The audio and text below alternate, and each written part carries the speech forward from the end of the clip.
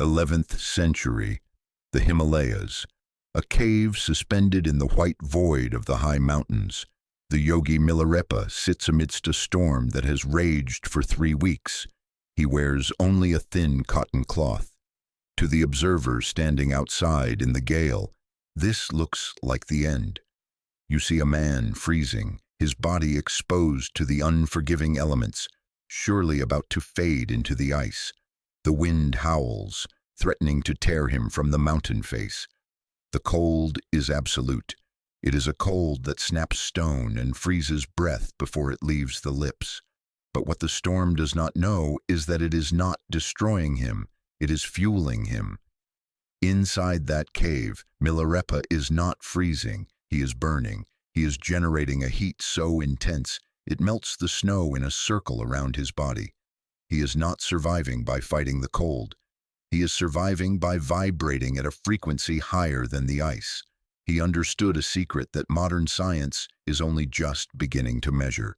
He knew that sound is not just heard. Sound is a physical command to the body. It is a mechanism that tells the blood to flow and the cells to repair. He sits in the center of the cyclone, reciting a single syllable over and over until the vibration becomes heat and the heat becomes life. Tonight, you do not just listen to a story about this heat. You inherit this technology. You are about to unlock the biological response to sacred vibration. Your heart rate slows down to match the rhythm of the earth. Your thoughts dissolve into the space between the sounds. You access the same restorative state as the masters of old. This is the beginning of a new relationship with sleep. You are safe here. You are protected. The transformation begins now. Everything is vibration. This is not philosophy. This is physics. The chair you rest on, the walls that shelter you, the air you breathe, they appear solid, but they are not. If you were to look at your own hand under a microscope powerful enough, you would not see solid skin. You would see atoms dancing. You would see vast spaces filled with energy, vibrating at a specific speed. You are a symphony of frequencies. When you are tired, when you feel heavy or restless, it is simply that the instrument of your body has drifted out of tune. The noise of the world has disrupted your natural resonance. Tonight we tune the instrument. We return to the original sound. We return to the vibration that aligns the atoms of your body with the rhythm of deep rest. We begin with the first sound, the seed of all other sounds, the syllable Om. This is not a magic word. It is a physical tool. It is the vibration of the universe beginning. Imagine the silence before the stars were born. It was vast, dark, and perfectly peaceful. Then a movement, a hum, the first ripple in the still water of existence. That ripple is Om. When you hear this sound, your body remembers its origin. It remembers a time before stress, before schedules, before the need to do anything but exist. You visualize your body as a tuning fork. You are lying in bed, heavy and loose. The sound strikes the air and you feel it not in your ears, but in your chest. It travels through the fluid in your cells. It moves through the marrow of your bones. The vibration is low and steady. It is a massage for the nervous system. You notice how the sound is made. It has 3 parts. A-U-M. The A starts deep in the belly. It is the sound of creation, of waking up, of existence itself. As you hear the beginning of the sound, you feel a warmth in your abdomen. It is a grounding sensation. It connects you to the mattress, to the floor, to the earth beneath the foundation of your home. You feel the weight of your legs. They are heavy. They are sinking into the bed. The tension in your lower back releases, melting like ice under the sun. You are stable. You are held. The sound rises to you. This vibrates in the chest. It is the sound of preservation, of holding, of sustaining life. You feel your lungs expand without effort. Your heart beats with a slow, powerful rhythm. The vibration loosens the muscles between your ribs. It softens the shoulders. You feel your shoulders drop away from your ears. You did not realize how high you were holding them until now. They fall, they rest. The chest is open. The breath flows in and out like a tide, steady and inevitable. There is no rush here. The U sound protects you. It creates a shield of resonance around your heart. The sound concludes with M. This vibrates in the throat and the head. It is the sound of dissolution. It is the sound of letting go. The vibration moves up through your neck, unclench the jaw. Your tongue releases from the roof of your mouth. The tiny muscles around your eyes soften. The forehead becomes smooth like a calm lake. The vibration reaches the crown of your head and then dissolves into silence. You listen to that silence. The silence after the M is different from the silence before it. It is deeper. It is charged with peace. In that silence, your brain waves begin to slow. They shift from the fast, choppy waves of the waking mind to the long, rolling waves of deep relaxation. You are drifting on these waves. You understand now why the masters chanted. It was not a ritual to appease a god. It was a method to tune the body. By repeating the sound, they physically altered the chemistry of their blood. They lowered their cortisol. They boosted their immune system. You are doing the same thing right now simply by listening. Your body is incredibly intelligent. It knows how to match the frequency it hears. You do not need to try. You do not need to concentrate. Your subconscious mind handles the adjustment. You absorb the concept of resonance. Just as a piano string vibrates when a matching note is sung nearby, your cells are vibrating in harmony with this ancient sound. The dissonance of the day is fading. The static noise of worry is being overwritten by the clear, strong signal of Om. You feel a warmth spreading from your center. It is the same inner fire that Milarepa found in the cave. It is not a burning fire, it is a glowing warmth. It is the warmth of life. It comforts you. It tells you that you are alive. You are here and you are functioning perfectly. There is nothing to fix. There is nothing to solve. The vibration holds you together. Imagine a bowl of water. If you tap the side of the bowl, ripples move across the surface. Your body is 70% water. The sound of the mantra creates beautiful symmetrical ripples in the waters of your body. These ripples massage your internal organs. They soothe the digestion. They calm the nervous system.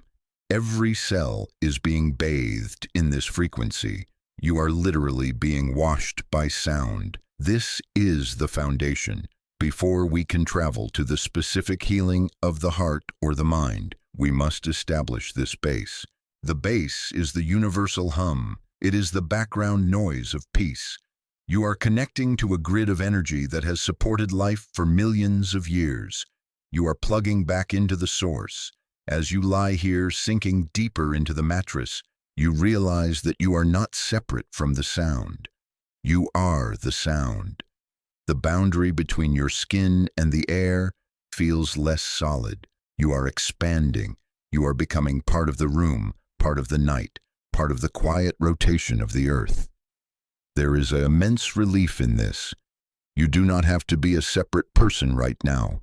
You do not have to be an employee, a parent, a partner, or a problem solver. You are simply a field of vibration. You are a ripple in the ocean of Om. The ocean holds you. The ocean moves you. You are free to float. The masters teach that the sound of Om is the sound of the sun shining. It is the sound of the planet spinning. It is the sound of the grass growing. It is the sound of silence becoming form. By listening to it, you align yourself with the natural order of things. In the natural order, there is no insomnia. In the natural order, there is no chronic stress. There are cycles, day and night, activity and rest, sound and silence. You are returning to your natural cycle. Your breath has slowed down significantly now. It is deep and rhythmic. You are breathing in the vibration of peace. You are breathing out the vibration of tension. In, out, silence. You are integrating this knowledge into your bones. It is settling deep into your subconscious. You will remember this feeling. Even when you are awake, a part of you will remain tuned to this frequency. You are building a reservoir of calm that you can draw from at any time. But peace is not just stillness. Peace is also protection. Just as a strong vibration can shatter glass, a sacred vibration can shatter fear. We have established the foundation. The ground is stable. The frequency is set. Now that you are grounded, now that you are resonating with the universe, you are ready to receive the specific energies of healing. You are ready to build the walls of the sanctuary. You are ready to learn how sound can become a shield. Drift on the echo of the Om. Let it carry you toward the horizon of sleep. The journey has only just begun. The foundation is laid. The silence is waiting. 11th century, the high Himalayas. A date lost to the records of civil administration, but etched into the eternal memory of the mountains. A cave sits suspended in the white void, thousands of feet above the nearest village. The air here is thin, barely enough to sustain the lungs of a common man. A storm has been raging for 21 days. The wind screams against the stone face of the mountain, a sound like the earth tearing itself apart. The temperature is so far below freezing that water turns to ice before it hits the ground. Inside the cave, a man sits. His name is Milarepa. He wears only a single thin layer of cotton cloth. To the observer standing outside in the gale, this scene looks like a tragedy. You see a human body exposed to the most unforgiving elements on the planet. You see a man isolated, freezing, surely about to die from exposure. The wind howls, threatening to tear him from the mountain face. The cold is absolute. It is a cold that snaps stone. It is a cold that slows the heart until it stops. The narrative of the world says that soft flesh cannot survive hard ice. The narrative says that without fire, without fur, without shelter, the human machine shuts down. But what the storm did not know, what the world below did not understand, was that the cold was not destroying him. It was fueling him. Inside that cave, Milarepa was not freezing. He was burning. He was generating a heat so intense, it melted the snow in a circle around his body, creating a moat of water in the ice. He was not surviving by fighting the cold. He was surviving by vibrating at a frequency higher than the ice. He understood a secret that modern science is only just beginning to measure. He knew that sound is not just heard. Sound is a physical command to the body. It is a mechanism. It is a code. He sits in the center of the cyclone, reciting a single syllable over and over until the vibration becomes heat and the heat becomes life. He is utilizing the technology of the body to override the environment. He is proving that the internal atmosphere is stronger than the external weather. What you are witnessing is not a miracle in the sense of magic. It is a miracle of mastery. It is the application of a precise sonic technology. Milarepa is using the breath to stoke a metabolic fire. He is using the mind to direct that energy. He is using the mantra to stabilize the frequency. While the storm destroys everything outside, he is creating a sanctuary inside. He is perfectly still. He is perfectly warm. He is perfectly at peace. This is the power of the sacred sound. It is the ability to remain calm when the world is chaotic. It is the ability to generate warmth when the world is cold. It is the ability to find silence when the world is noisy. This is not a story about a monk in the past. This is a story about the potential that lies dormant within your own biology right now. The same nervous system that allowed Milarepa to melt the snow is the nervous system that governs your rest tonight. The machinery is identical. The potential is identical. You are not sitting in a snowstorm, but perhaps you face the storms of modern life. the wind of anxiety, the cold of uncertainty, the noise of endless information. These are the storms of the mind. And just as Milarepa used sound to insulate his body from the ice, you will use sound to insulate your mind from the stress. You are about to learn how to generate your own internal heat, your own internal safety. Tonight, you do not just listen to a story. You inherit this technology. You are about to unlock the biological response to sacred vibration. This is a transfer of knowledge from the high peaks of the Himalayas to the sanctuary of your bedroom. The environment changes, but the law of vibration remains the same. Sound affects matter. Sound affects the mind. Sound affects the soul. As you listen to these words, your body begins to understand the signal. You are safe here. You are protected. The storm is outside and you are inside. You are entering the cave. But this cave is not cold. It is warm with the fire of relaxation. The walls of this cave are made of silence. The floor of this cave is made of comfort. You are taking your place in the lineage of those who know how to rest. The concept is simple. When the mind focuses on a high vibration, the low vibrations of fear and stress cannot exist. They are incompatible. Just as darkness cannot exist in the presence of light, anxiety cannot exist in the presence of the sacred mantra. You are replacing the chaotic frequencies of the day with the coherent frequencies of the night.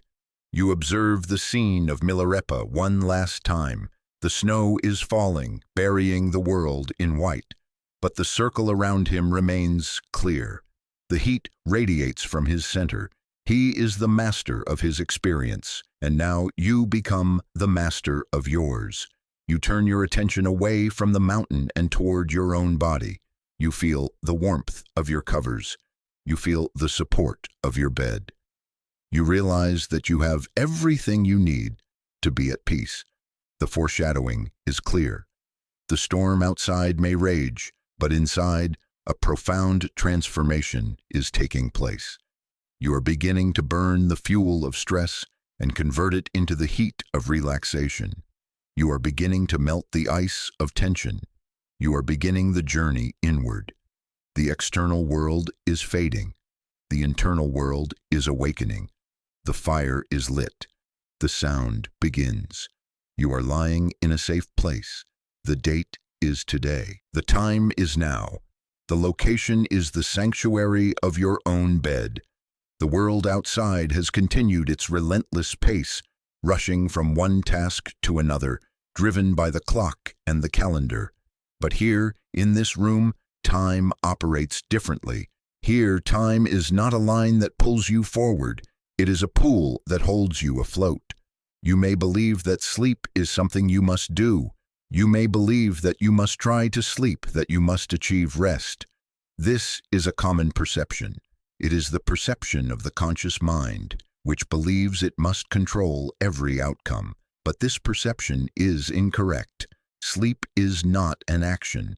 Sleep is a surrender. Sleep is the natural state that arises when the obstacles are removed. Tonight, we do not try to sleep. We simply remove the obstacles. We use the ancient technology of sound to bypass the conscious resistance and speak directly to the autonomic nervous system. You are about to hand over the controls.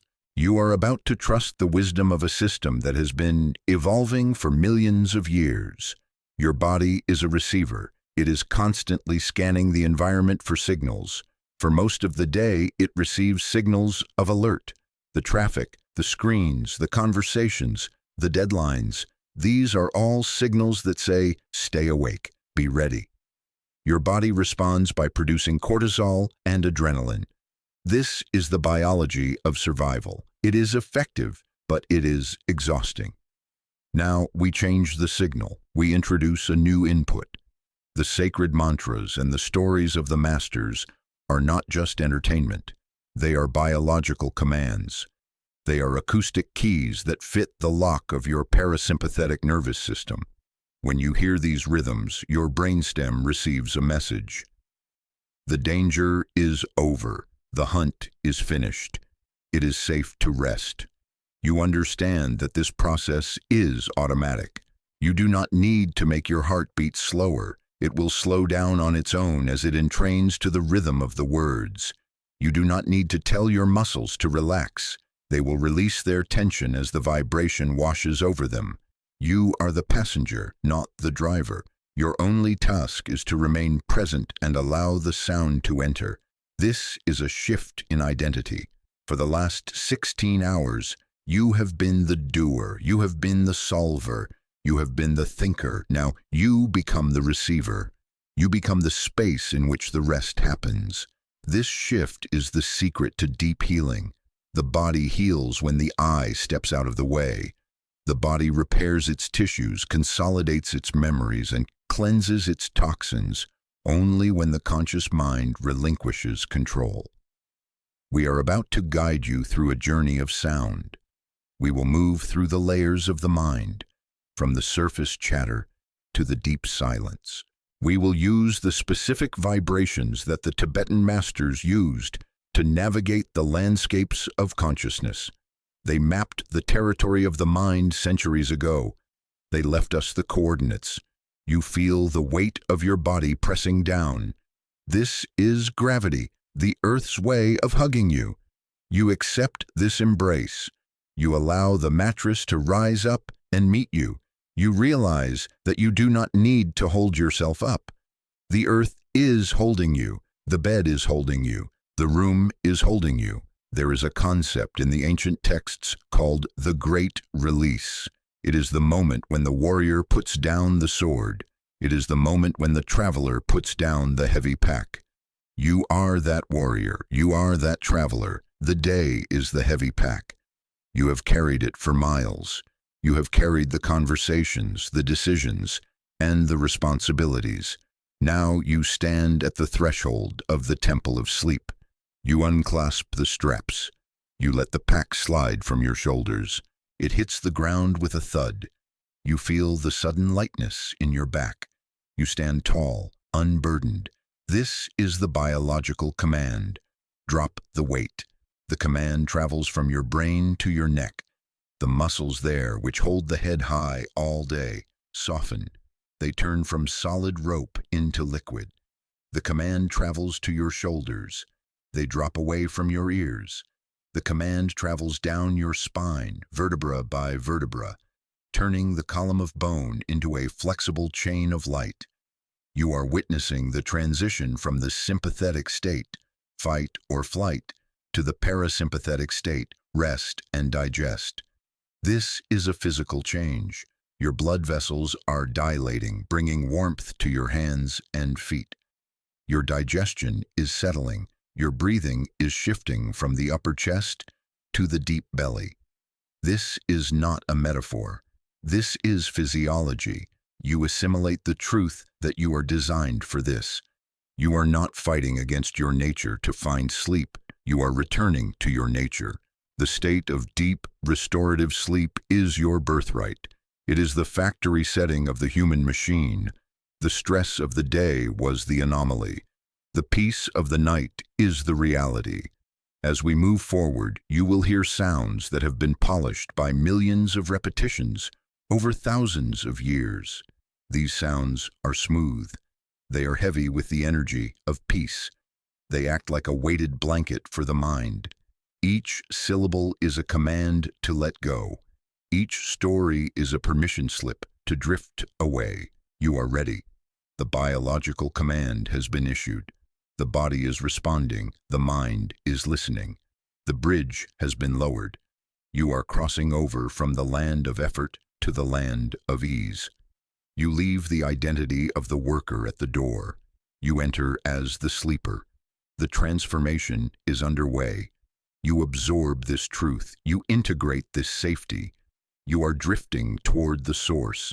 Everything is vibration. This is the fundamental truth of the universe. It is a concept that the mystics saw in their visions and that quantum physicists see in their data. There is no such thing as solid matter.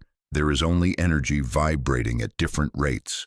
The rock the water, the air, the star, they are all the same energy, singing different songs.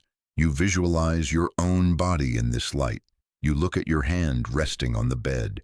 To the naked eye, it appears still and solid, but you know the deeper truth. Under the skin, there are cells.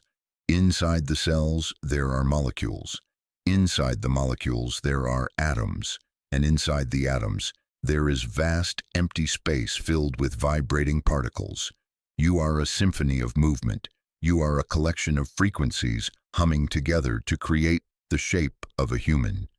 When you are healthy, when you are rested, your body vibrates in harmony. This is called resonance. Your organs, your blood, your bones, they all hum in tune with the natural rhythm of the earth. The earth itself emits a frequency, a low, steady pulse known as the Schumann resonance. It is the heartbeat of the planet. When you are in nature, when you are calm, your body entrains to this heartbeat. You become one with the rhythm of the world. But modern life is full of dissonance. The noise of traffic, the flicker of electric lights, the radiation of screens, the stress of rushing. These are chaotic frequencies. They strike the instrument of your body and make it vibrate out of tune. This is what you feel as tension. This is what you feel as anxiety. It is simply a lack of resonance. It is a musical instrument that has been jarred. Tonight, we tune the instrument. We do not need to force the body to relax. We simply expose it to a coherent vibration, and the body will naturally align with it. This is the law of entrainment. If you place two tuning forks next to each other and strike one, the other will begin to vibrate at the same pitch. You are the second tuning fork. The sacred mantra is the first. You absorb the concept of sound as medicine. It enters the ear, but it does not stop there. The vibration travels through the auditory nerve into the brain. From there, it cascades down the vagus nerve, touching every major organ in your body. It massages the heart, it soothes the stomach, it calms the lungs. Imagine the sound as a wave of water. You are lying on the shore. The wave comes in, warm and gentle. It washes over your feet, your legs, your hips. It is a wave of pure vibration. It dissolves the stiffness in your muscles. Where the wave touches, the tension melts. The wave moves up to your torso, your arms, your neck. It washes through your head, clearing away the debris of thoughts. You are returning to the universal vibration. You are remembering that before you had a name, before you had a job, before you had worries, you were just energy. You were just a hum in the vast silence.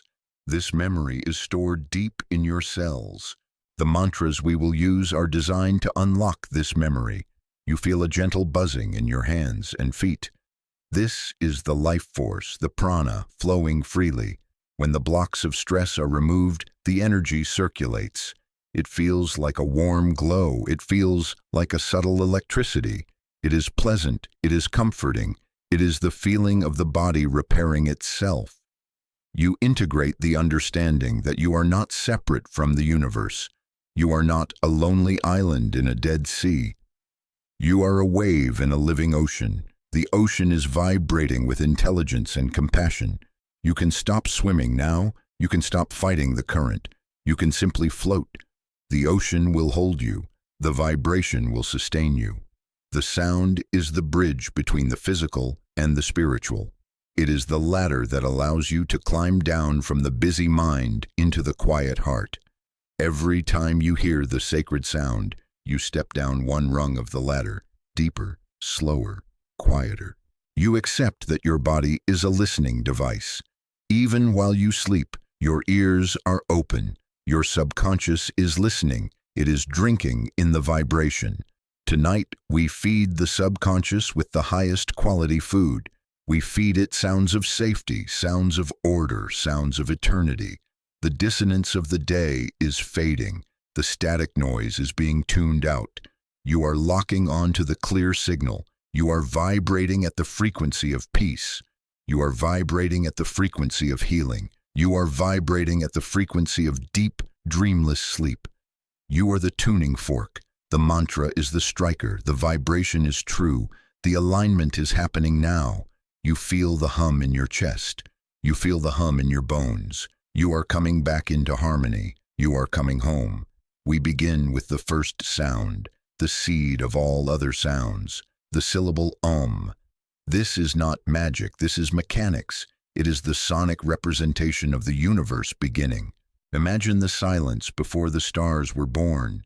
It was vast, dark, and perfectly peaceful. Then a movement, a hum, the first ripple in the still water of existence. That ripple is Om. When you hear this sound, your body remembers its origin. It remembers a time before stress, before schedules, before the need to do anything but exist. You focus on the vibration. You visualize your body as a vessel of water. The sound strikes the air, and you feel it not just in your ears, but in the fluid of your cells. It travels through the blood. It moves through the marrow. The vibration is low and steady. It is a massage for the nervous system from the inside out. You notice how the sound is constructed. It is not one sound, but three. It is A-U-M. The A starts deep in the belly. It is the sound of Ah. It is the sound of creation, of waking up, of the physical plane. As you hear the beginning of the sound, you feel a resonance in your abdomen. It is a grounding sensation.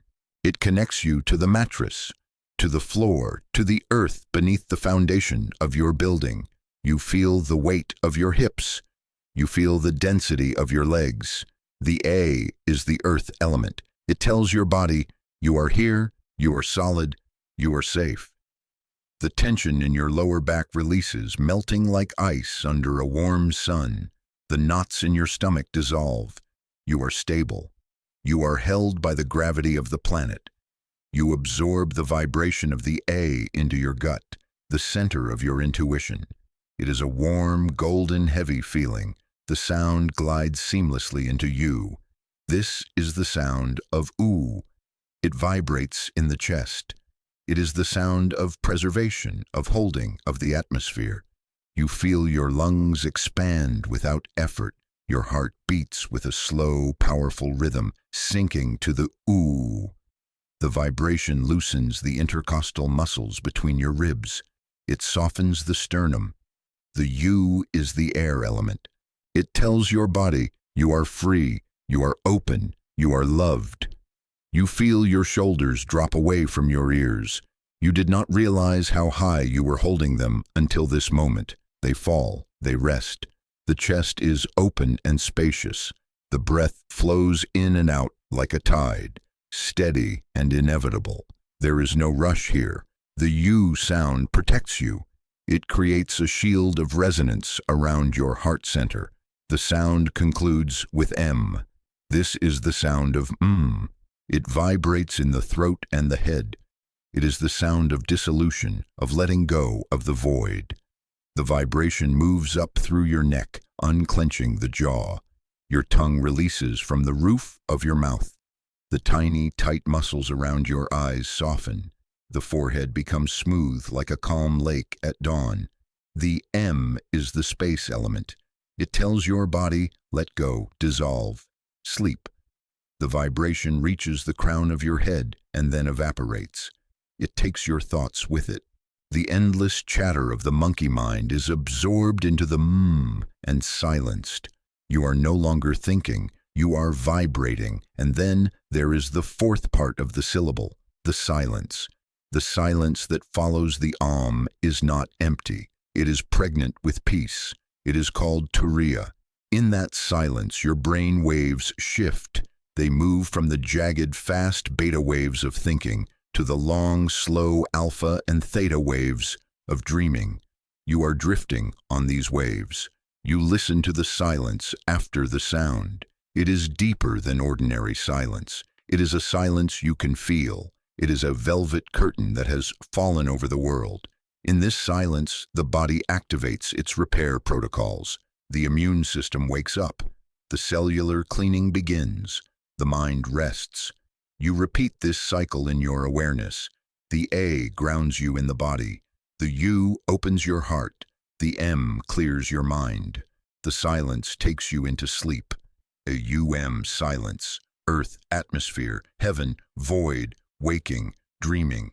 Deep sleep, transcendence. You are integrating the vibration of the Om.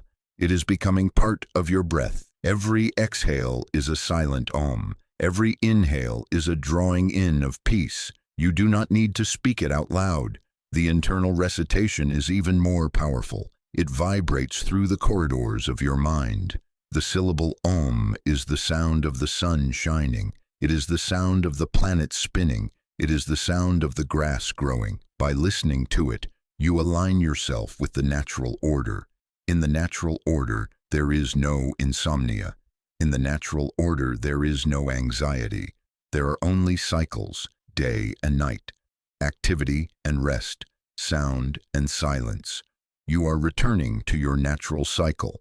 Your breath has slowed down significantly now. It is deep and rhythmic. You are breathing in the vibration of the universe. You are breathing out the dust of the day. You are heavy. You are warm. You are vibrating with the hum of eternity. The foundation is laid. The silence is waiting. You are ready to go deeper. We move now to the center of the mantra. We move to the second word, the heart of the phrase, mani. In the ancient Sanskrit language, mani translates simply to the jewel. But this is not a jewel that you hold in your hand. It is not a diamond that can be bought or sold. It is the jewel that resides within the center of the chest. It is the symbol of the indestructible wealth that exists inside you, regardless of the poverty or chaos of the external world. You visualize this jewel now. You bring your attention to the center of your chest, just behind the sternum. Imagine a radiant, clear gemstone resting there. It is cut perfectly with 1,000 facets. It catches the light of your awareness and refracts it into a spectrum of peace. This jewel represents compassion. It represents the altruistic intention to bring peace not just to yourself, but to the entire world. The masters teach that the mind is like water, and this jewel is like a stone dropped into that water. But unlike a heavy stone that disturbs the bottom, this jewel purifies the water. When you repeat the sound mani, you are polishing this inner diamond. You are wiping away the dust of cynicism, the dust of exhaustion, the dust of frustration. You feel the vibration of the word mani. It has a ringing quality. It is brighter than the deep rumble of Om. It stimulates the heart chakra. You feel a subtle expansion in your chest. The tightness that accumulates around the heart, the armor you wear during the day to protect yourself from criticism and stress, begins to crack and fall away. You do not need armor here. The jewel is harder than any armor. It shines from within. You understand the metaphor of the diamond. A diamond is formed under immense pressure. It is carbon that has been transformed by the weight of the earth. In the same way, your character, your wisdom, and your capacity for peace have been formed by the pressures of your life. The stress you have felt was not meaningless suffering. It was the geological force creating the jewel. You are now the diamond. The pressure has done its work. Now you simply shine. You absorb the feeling of inner wealth. Often anxiety comes from a feeling of lack, a feeling that we do not have enough time, enough energy, enough money, or enough support. The syllable mani counteracts this vibration of scarcity. It installs the vibration of abundance. You possess the jewel. You have everything you need within this very moment. You have breath. You have a heartbeat. You have consciousness. You are rich in life. As you focus on the center of your chest, you feel a warmth radiating outward. It moves down your arms to your hands. It moves up your neck to your face. It is the warmth of compassion. When you are compassionate toward yourself, you stop fighting your own fatigue. You stop judging yourself for not doing more today. You accept that you are human. You accept that you need rest. This acceptance is the shine of the jewel. The sound mani is also the sound of the wish-fulfilling gem. In the old legends, there was a gem that granted all desires. But the true meaning is that when the mind is settled, when the heart is open, you realize you already have what you desire. You desire peace. It is here. You desire safety. It is here. You desire rest. It is here. The jewel grants the wish by revealing the truth of the present moment. You repeat the sound in the silence of your mind. Mani, mani. The ma is soft and opening. The ni is precise and resonant. You feel the vibration scrubbing the walls of your arteries, cleaning the blood, illuminating the nervous system. You are integrating the truth that you are valuable. Your value does not come from what you produce today. It does not come from your title or your bank account. It comes from the fact that you exist. You are a vessel for the jewel. The universe does not make mistakes. You are here on purpose. You are allowed to rest. The jewel is also a prism. It takes the white light of pure consciousness and breaks it into the colors of your life. Even the difficult colors, the grays of sadness, the reds of anger, are just light refracting through the jewel.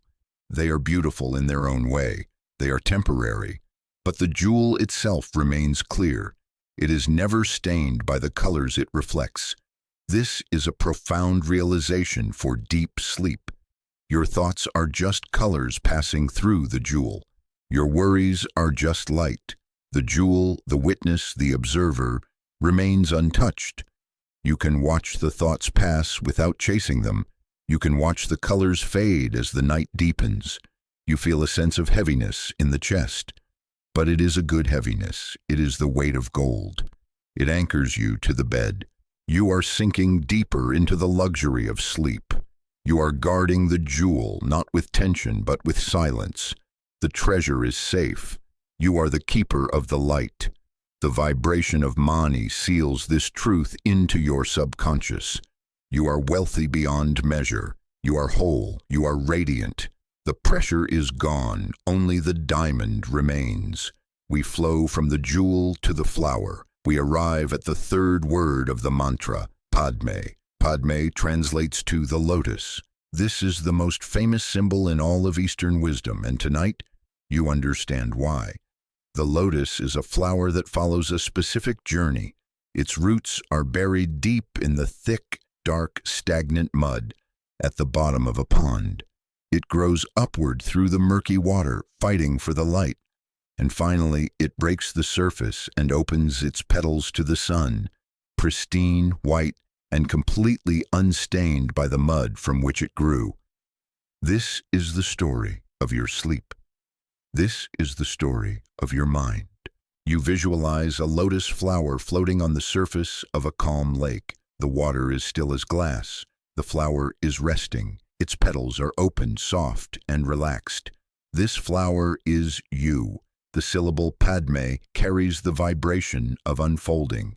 It is the sound of opening without effort. You bring your attention to your solar plexus and your throat. You imagine tight buds of energy in these areas gently loosening. Petal by petal, layer by layer, the tension uncurls. You assimilate the lesson of the mud. The mud represents the stress, the noise, the challenges, and the confusion of your daily life. We often think that to be peaceful, we must eliminate the mud. We think we must have a perfect life to have a perfect sleep. But the lotus teaches us a different physics. The lotus needs the mud. It consumes the mud and transforms it into beauty. You do not need to delete your problems to sleep tonight. You do not need to resolve every issue on your to-do list. The mud is there, yes, but you are the flower. You float above it. The water supports you. You use the heavy experiences of the day as fertilizer for your wisdom.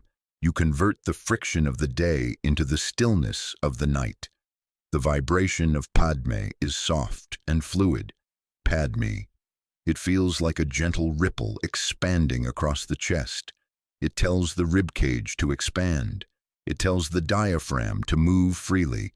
You feel a sense of buoyancy. You are floating. You are weightless.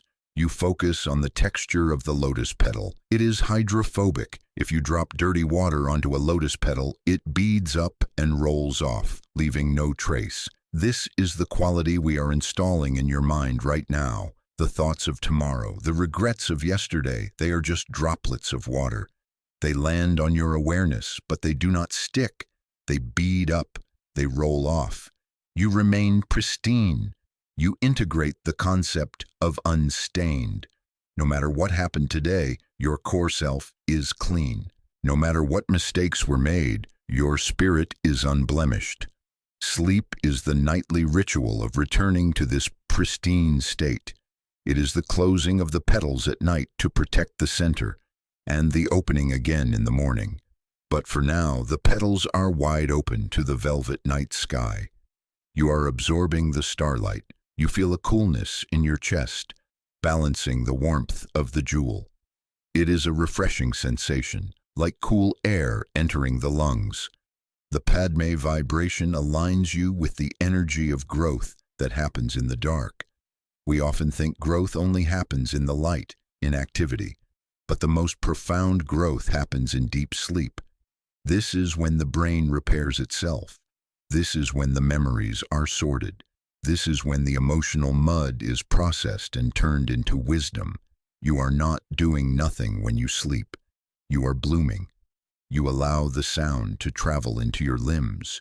Your arms are like the leaves of the lotus resting on the surface of the water. Your legs are the long stems, reaching down into the warm, dark depths. You are connected to both the earth and the sky. There is a profound gentleness in this chapter. The lotus does not struggle to open. It does not strain. It surrenders to the light. You surrender to the sleep. You let go of the tight grip of the day. You unclench the fist of the mind. You allow the natural unfolding to take place. You ask yourself, how does the flower float? It does not swim. It does not tread water. It trusts the displacement. It trusts the physics of the water. You trust the physics of sleep. You do not need to make sleep happen. You just need to lie back and let the water take your weight. The Padme sound echoes in the chambers of your heart. It whispers that you are beautiful. It whispers that you are resilient. It whispers that the mud of your life is not a mistake. It is the soil of your awakening. You drift on the surface of the lake. The water is warm. The air is still. The flower is open. You are Padme. You are the lotus. You are free. We arrive at the final syllable, the anchor, the seal, the closing sound, hum. In the Sanskrit tradition, hum represents the concept of indivisibility. It is the unification of the method, the jewel, and the wisdom, the lotus. It is the sound that locks the energy into place. It is the period at the end of the sentence. It tells the universe, it is done. You feel the vibration of hum deep in your belly and at the base of your spine. It is a guttural, resonant sound. It is different from the opening om. Om expands, hum contracts and grounds. It gathers all the scattered energies of your body and pulls them back into your center. You visualize a heavy iron anchor dropping from the ship of your mind. It falls through the blue water down, down, down until it hits the soft sand of the seabed. Thud. The chain pulls tight. The ship stops drifting. You are anchored. The vibration of hum is the sound of safety. It creates a boundary. It seals the aura. It tells your subconscious that you are protected from all sides. Nothing can disturb you now. The work of the day is finished. The conversations are finished. The thinking is finished. The hum closes the door on the world. You assimilate the feeling of integration. You have traveled through the vibration of the universe, Om, the inner wealth, Mani, and the pure wisdom, Padme. Now hum combines them all into a single state of being. You are not a fragmented person trying to hold it all together.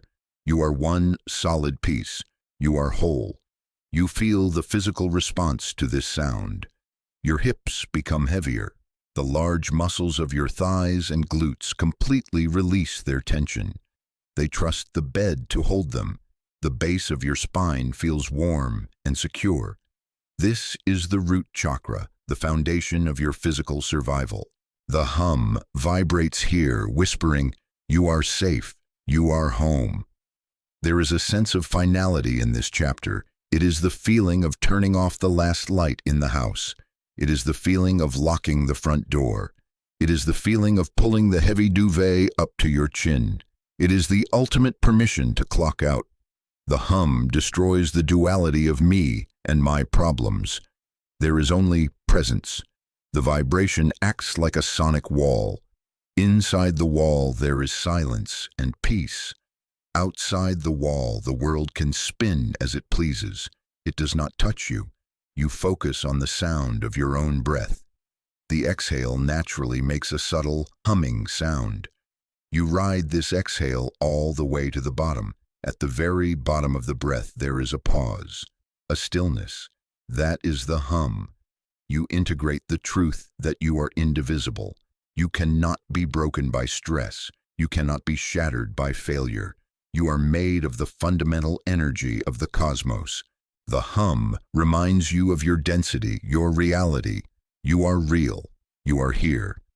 Imagine a seal of blue light closing over your body. It starts at your feet and moves up to your head.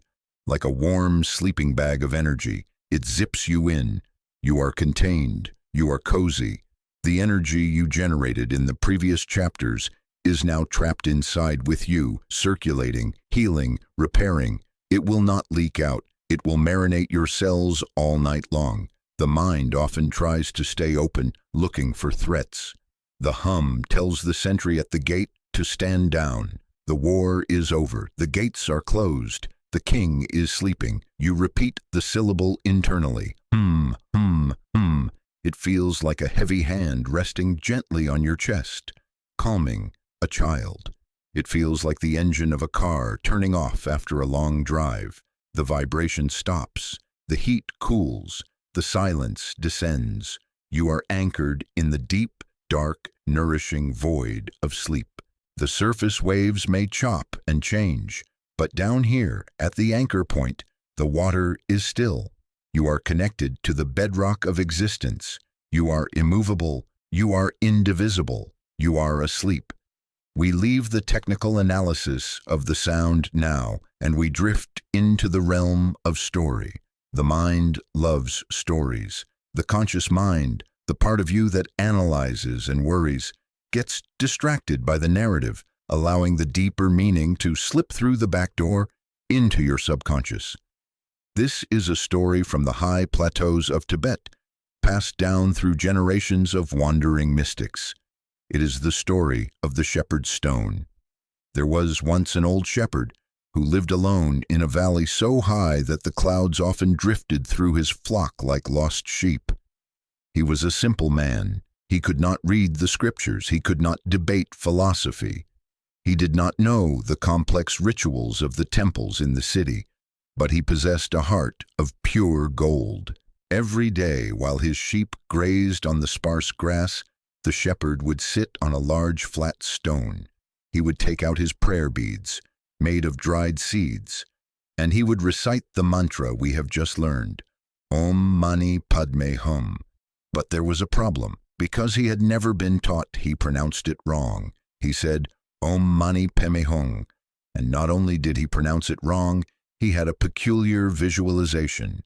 He imagined that the Buddha was a giant shepherd, just like him, looking after the human flock. For 40 years he sat on that stone, reciting his imperfect mantra with perfect devotion. Om Mani Padme Hum, he would chant, smiling at the sky, feeling a deep, radiating warmth in his chest. He was happy. He slept soundly every night. His sheep were healthy. The wolves stayed away. One day, a famous scholar from the great monastery in Lhasa was traveling through the mountains. He was a man of immense learning. He carried books on his back and wore robes of fine silk. He heard the shepherd chanting in the distance and stopped. He frowned. The scholar walked up to the shepherd and said, "Old man, I have been listening to you. I must correct you. You are saying the great mantra incorrectly. The pronunciation is precise. It is Om Mani Padme Hum, not Peme, and certainly not Hung. You are wasting your time. The vibration is wrong. The universe cannot hear you." The shepherd was crushed. He bowed deeply to the scholar. "Thank you, wise master," he said, his voice trembling with shame. "I am just a foolish shepherd. I did not know. I will correct myself immediately." The scholar nodded, satisfied with his good deed, and continued on his journey across the mountain pass. The shepherd sat back down on his stone. He took a deep breath. He tried to say it the right way. Om Mani Padme Hum. He furrowed his brow. He concentrated on the shape of his mouth. He worried about the position of his tongue. He repeated it again, Om Mani Padme Hum. But the warmth in his chest was gone. The smile faded from his face. His mind became tight with the effort of perfection. He felt small. He felt inadequate. For the first time in 40 years, he felt anxiety. The sun seemed a little less bright. The sheep seemed a little more restless. Miles away, the scholar reached the edge of a great glacial lake that he needed to cross, but there was no boat. He stood there, wondering how to proceed. Suddenly, he heard a sound behind him. He turned around, and his eyes went wide. Running across the surface of the water, light as a feather, moving with the speed of the wind, was the old shepherd. He was not swimming. He was running on top of the waves, his feet barely touching the surface. He reached the scholar, panting slightly, his face full of concern. "Master," the shepherd cried out, "please forgive me. I have forgotten already. Was it Padme or Pudme? I tried to remember, but I am so stupid I got confused. Please tell me again so I can get it right." The scholar stood frozen. He looked at the water. He looked at the shepherd standing on top of the lake as if it were solid ground. He looked at the radiance glowing from the old man's face. The scholar fell to his knees. He began to weep. "Old man," the scholar whispered, "forget what I said. Go back to your stone. Say it however you want. Your mantra is perfect. My books are heavy, but your heart is light. You have walked on water not because of your pronunciation, but because of your intention." The shepherd smiled, relieved. "Oh, thank you." He turned around and ran back across the lake, chanting Om Mani Padme Hum, leaving ripples of light in his wake. The lesson for you tonight is simple. You do not need to be perfect to find peace. You do not need to do this right. You do not need to be a master of meditation. You do not need to clear your mind perfectly. The magic is not in the technique. The magic is in the intention. Like the shepherd, if your heart is simple and your intention is to rest, the universe will support you. You can walk on the waters of your own subconscious. You can float above the depths. You release the need to be a good sleeper. You release the need to try. You simply sit on your stone. You hold your bead. You say your sound. And you trust that you are enough. The shepherd sleeps in the cave of your heart tonight. He is watching over the flock of your thoughts. He knows the wolves will not come. He knows the mantra is working simply because you are saying it. You are the shepherd. You are the master. You are free to sleep in your own way. The water will hold you. The stone will support you. The story ends in silence. We have now traversed the landscape of the 6 sacred syllables.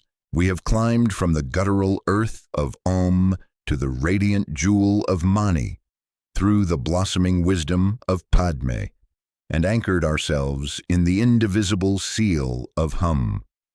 You have learned the definitions, the visualizations, and the vibrations, but knowledge that stays in the head is merely information. Knowledge that sinks into the body becomes wisdom. Knowledge that sinks into the subconscious becomes sleep. This chapter is the integration phase. It is the moment where we stop learning and start becoming. You are no longer separate from the mantra. The distance between the sound and the listener is dissolving. You are not a person listening to a frequency. You are becoming the frequency itself. You bring your attention to the rhythm of your breath. It has changed since we began. Notice the quality of the air entering your nose. It is slower, it is thinner, it is quieter. This is the breath of the alpha state. Your body has automatically shifted gears. It has recognized that there is no tiger in the room, no deadline on the horizon, no threat to your survival. It has switched off the engines of the sympathetic nervous system. The cooling fans are spinning down. The heat is dissipating. We now place the 6 syllables into the cycle of the breath. You do not need to speak them. You do not even need to think them loudly. You simply allow them to ride the air. On the inhale, you feel the vibration of Om. It enters the nostrils like a golden light. It travels up the bridge of the nose, stimulates the pituitary gland in the center of the brain, and fills the cranium with a sense of vast, open space. The inhale is the expansion. It is the universe breathing into you. As the breath turns and moves down into the chest, you feel Mani. The jewel glows.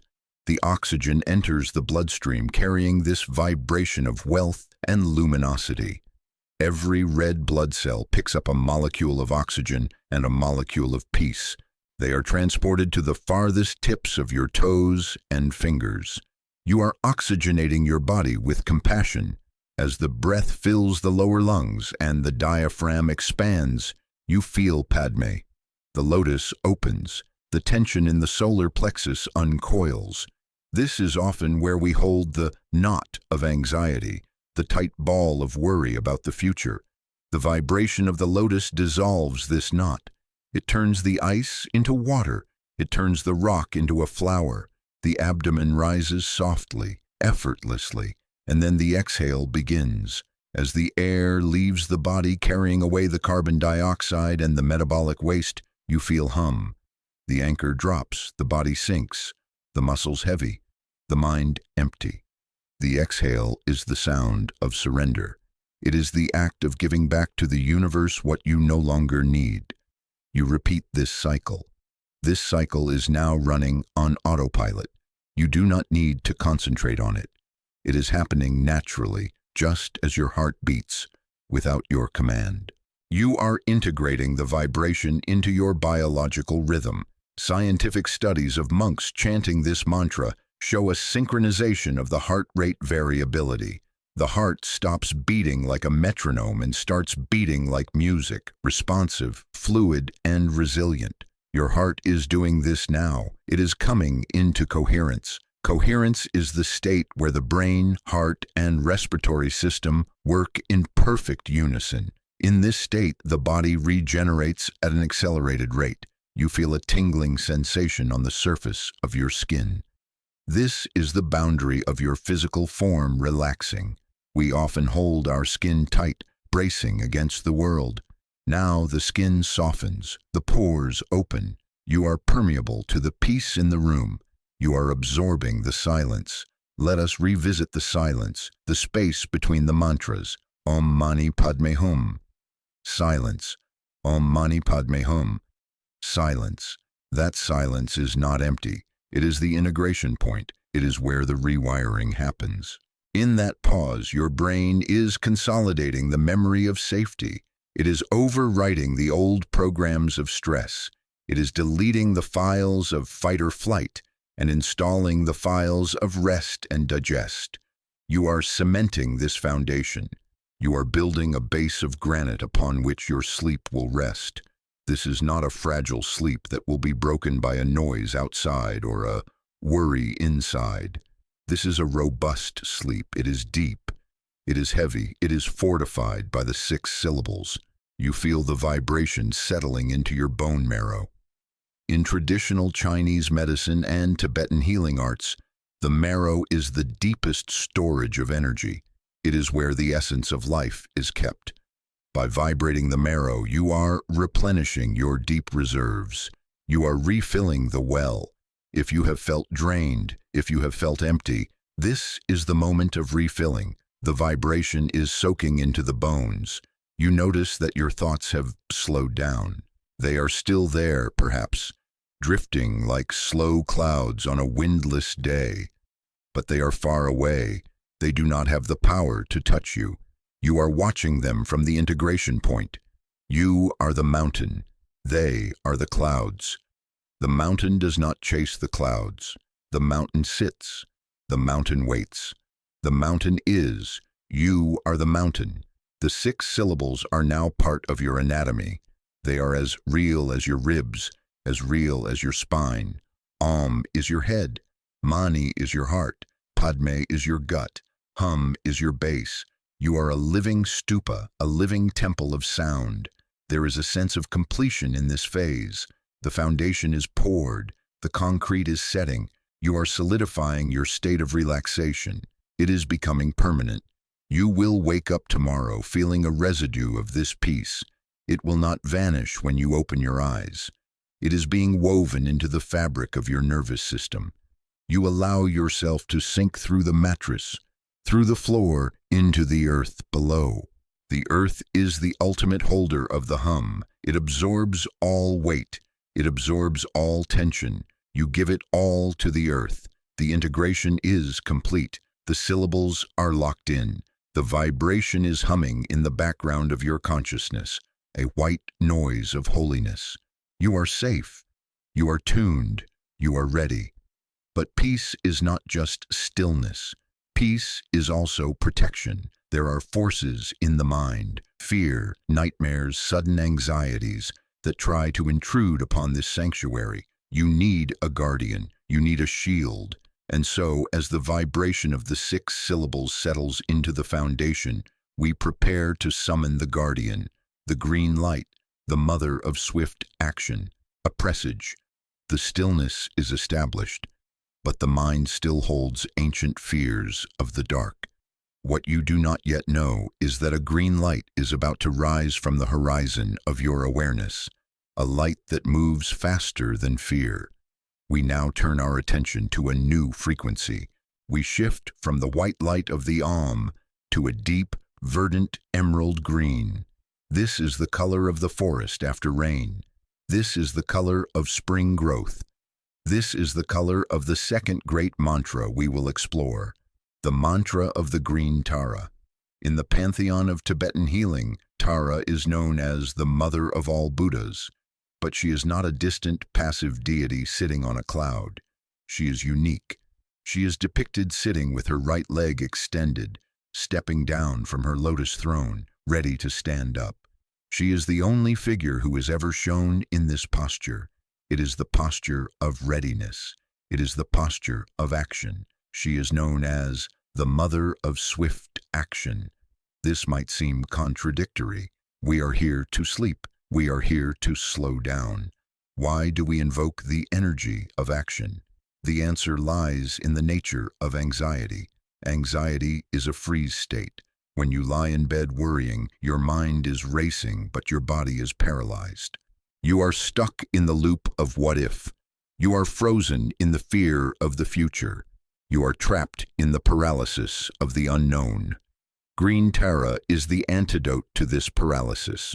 She represents the energy that moves through obstacles without hesitation. She does not think, she acts. She does not worry, she solves. By invoking her energy, you are not asking to run a marathon. You are asking for your mind to be unstuck. You are asking for the heavy, frozen block of anxiety to be moved by a swift, flowing current. You visualize the color green filling your mind.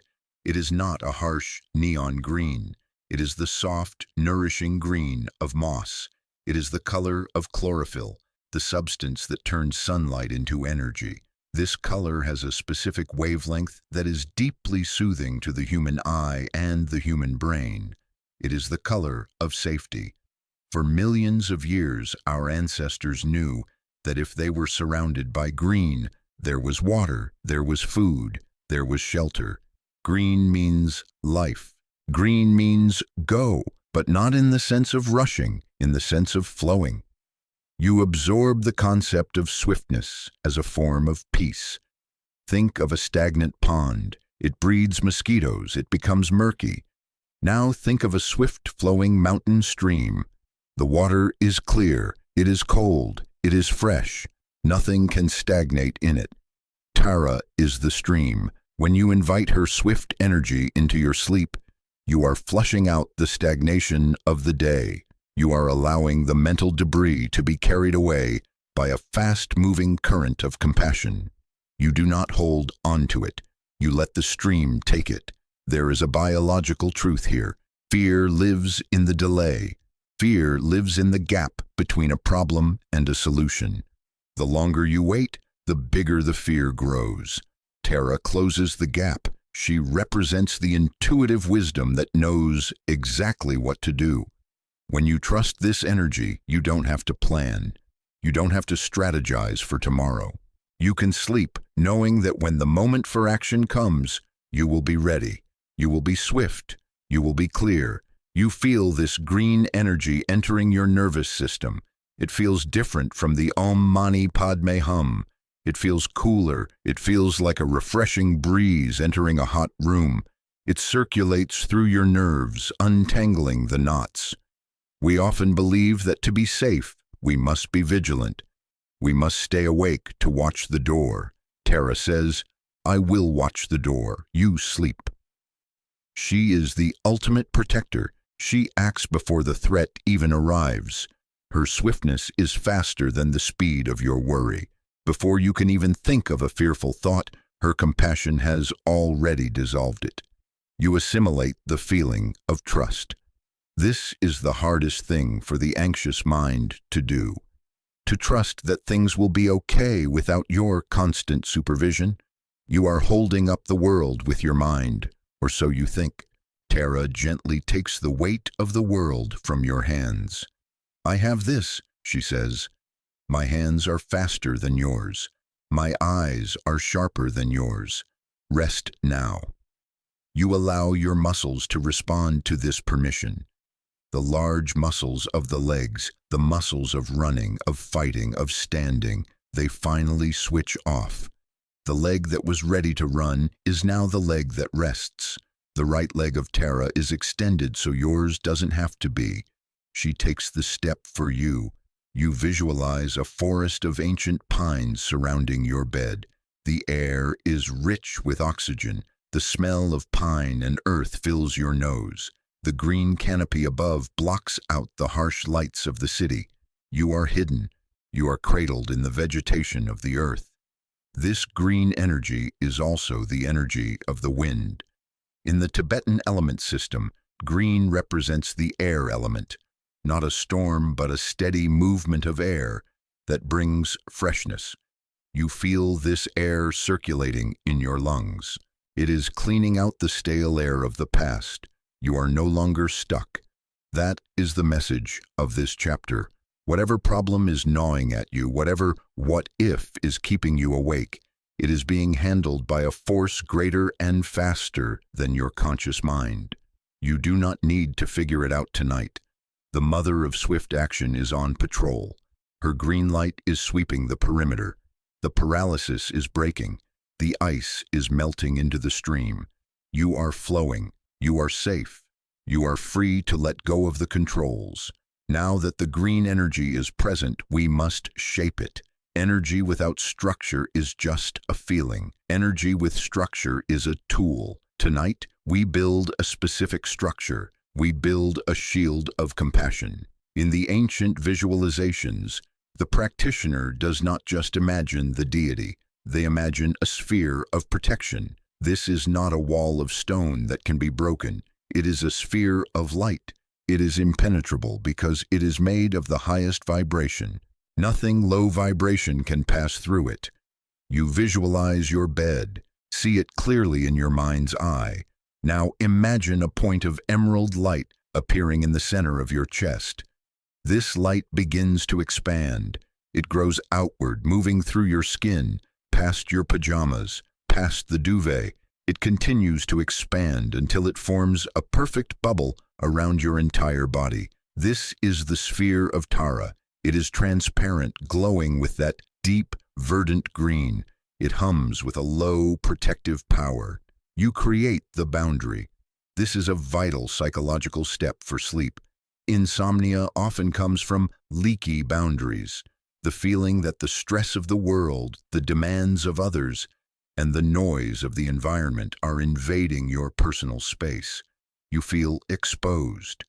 The shield reestablishes the border. It says, "This is my space. Inside here, only peace is allowed." You focus on the texture of this shield. It is semi-permeable, like a cell membrane. It allows oxygen to enter. It allows silence to enter.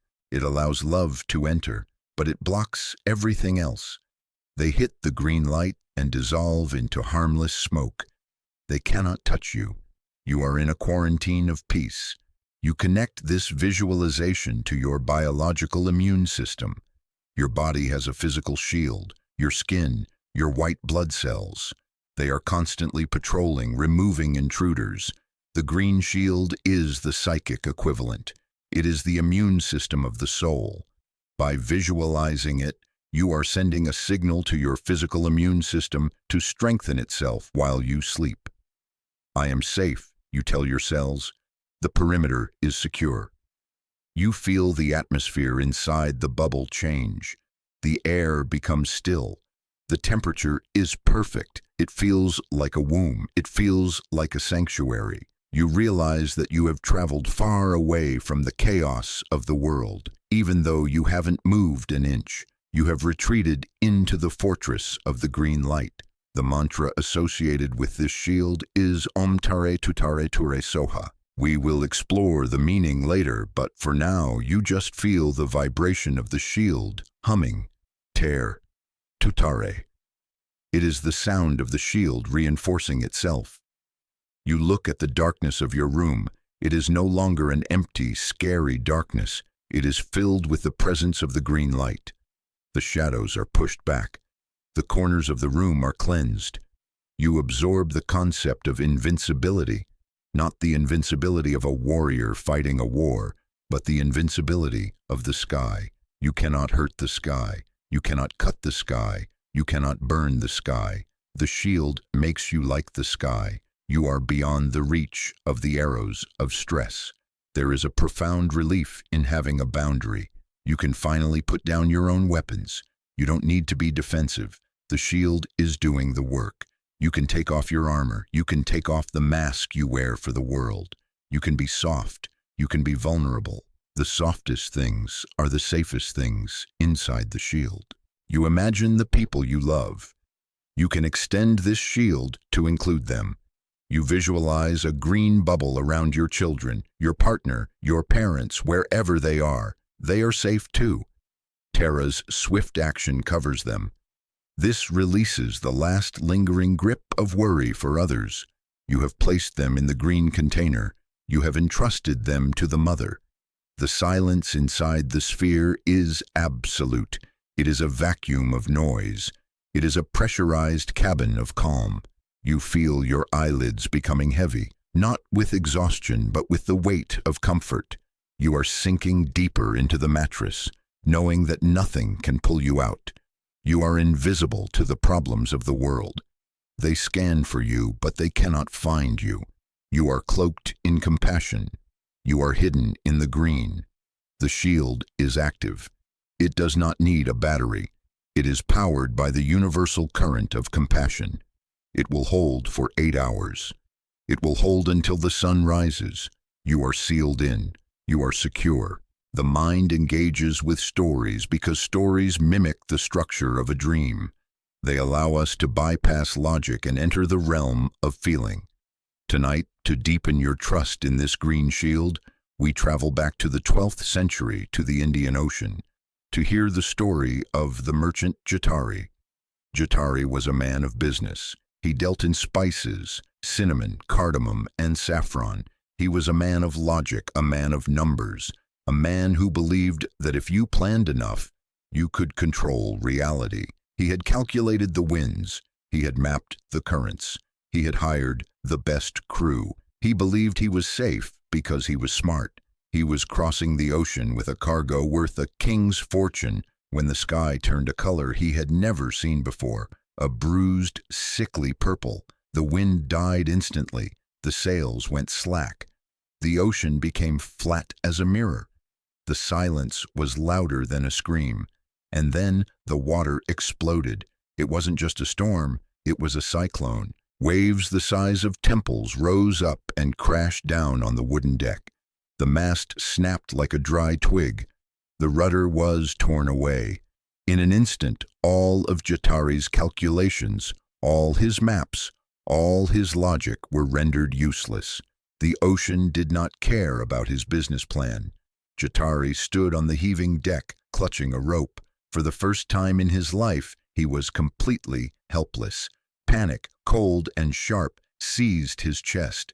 He watched his crew running, screaming, trying to bail the water that was rising fast. He saw the end. He saw the black water swallowing him. The fear was absolute. It froze his blood. He tried to think of a solution, but the mind cannot think when it is freezing. He was paralyzed. Then he remembered. Years ago, an old woman in a marketplace had given him a small green painting of Tara. "For the fear," she had said. He had laughed then. He didn't have fear, he had money, but he had kept it in his pocket.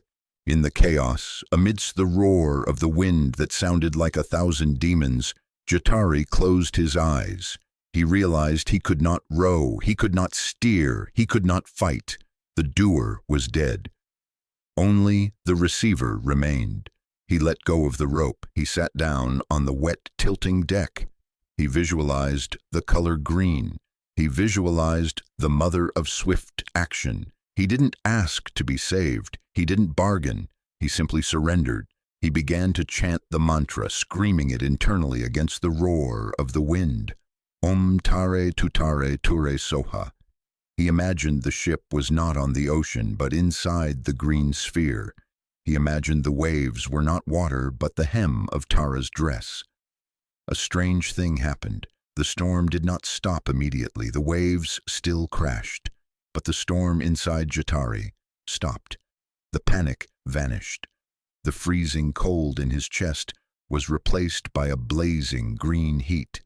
He sat on the deck of a sinking ship, perfectly calm. He was the eye of the hurricane. He stopped rowing against the reality. He anchored himself in the vibration, and then the crew saw him. They saw their captain sitting like a stone Buddha in the middle of the apocalypse. They stopped screaming. They gathered around him. They sat down. They caught the contagion of his calm. One by one, they closed their eyes. The panic on the ship evaporated. The legend says that as the fear left the crew, the wind lost its teeth. The sea, sensing no resistance, began to settle. The purple sky broke, revealing a single star. The ship did not sink. It drifted, guided by a current that wasn't on any map, until it gently bumped against the sand of a safe harbor. Jatari stepped onto the dry land. He had lost his mast. He had lost some cargo. But he had gained a soul. He understood that the true safety was not in the sturdy wood of the ship, but in the sturdy silence of the mind. The ocean is your mind. The storm is your anxiety. The ship is your body. You are Jatari. You have been trying to steer, trying to map, trying to control the uncontrollable variables of your life. You have been running around the deck, trying to bail out the water of the future. Stop rowing. You cannot fight the ocean. Sit down, call on the green, become the anchor. The storm outside may rage for a while longer.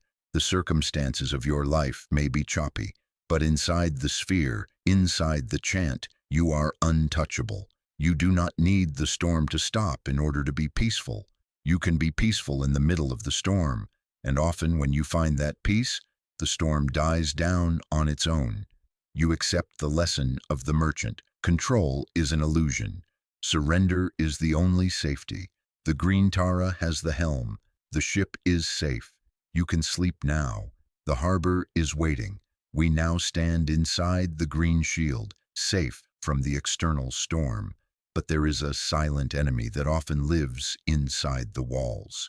It is the voice of the what if. This is the voice of the strategist gone rogue. It is the evolutionary mechanism that once kept us safe from tigers, now turned against us in the safety of our bedrooms. It whispers, what if I fail? What if they leave? What if the market crashes? What if I get sick? It is the endless spinning of future scenarios, none of which are real, but all of which feel terrifyingly possible.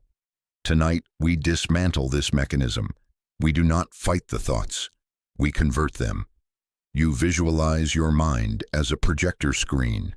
The what-ifs are movies playing on this screen. They are vivid. They are loud. They capture your attention. But you must remember the fundamental truth of the cinema. The screen is not the movie. The screen is white, blank, and unaffected by the horror or the drama projected onto it. You are the screen. You are not the movie. We use the green light of Tara to dissolve the film. Every time a what-if arises, what if I miss the deadline? You do not answer it with logic. Logic is fuel for anxiety. If you argue with a what-if, you lose. Instead, you answer it with vibration. You answer it with the green. You imagine a green mist rising from the floor of your mind. It wraps around the thought. It softens the edges of the image. The picture becomes blurry. The sound becomes muffled. The scary future scenario dissolves into a cloud of emerald light. It loses its shape. It loses its power. You assimilate the biological truth about the future. The future does not exist in your brain. When you worry, you are using your imagination to construct a threat that is not there. You are hallucinating a disaster. Your body reacts to this hallucination as if it were real, pumping cortisol into your blood. But it is a false alarm. The mantra acts as a reality check. It brings you back to the what is. You practice the technique of the drop. When a what-if thought rises, imagine it is a heavy stone you are holding in your hand. You have been holding it for hours. Your arm is shaking. Your fingers are cramping. The green Tara whispers, drop it. You do not need to solve the problem contained in the stone. You just need to drop the stone. Thud. It hits the ground. Your hand is empty. The relief is instant. The problem can stay on the ground until morning. It does not need to be held all night. You feel a physical release in your jaw. The jaw is where we hold the words we are afraid to speak and the worries we are afraid to face. Unclench the teeth. Let the tongue float. The what-ifs often live in the tension of the masseter muscles. By relaxing the jaw, you cut the wire to the worry speaker. You integrate the understanding that worry is not preparation. We often think, if I worry about this, I am preparing for it.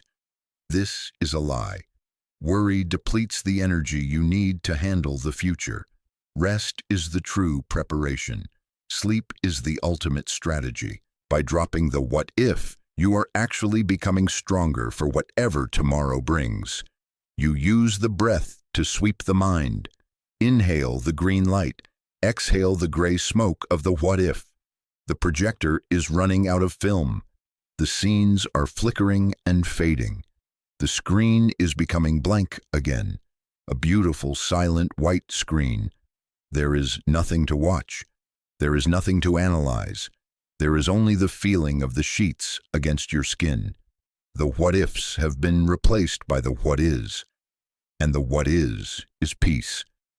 You are reclaiming your mental territory. You are evicting the phantom tenants of the future. You are locking the door and turning off the lights. The theater is empty. The show is over. Silence returns. We dive deeper into the mantra of the green shield. Om Tare Tutere Ture Soha. We focus specifically on the first word after the Om, Ter. In the ancient Sanskrit, Tere translates to she who liberates.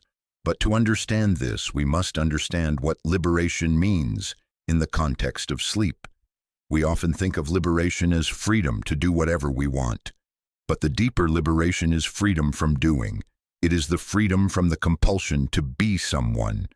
Tonight, Tara is the key that unlocks the handcuffs of your identity.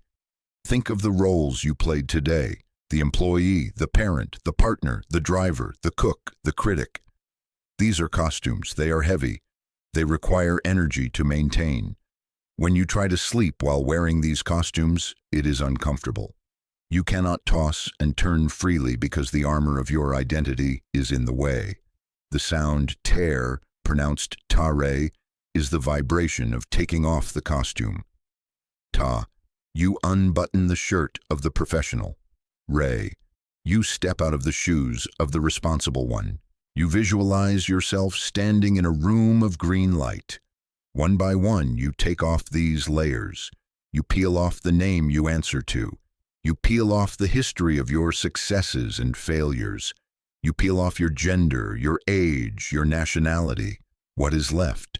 Just the biological being, just the breather, just the listener. This is the state of terror. You are liberated from the biography of you. This is essential for deep delta sleep.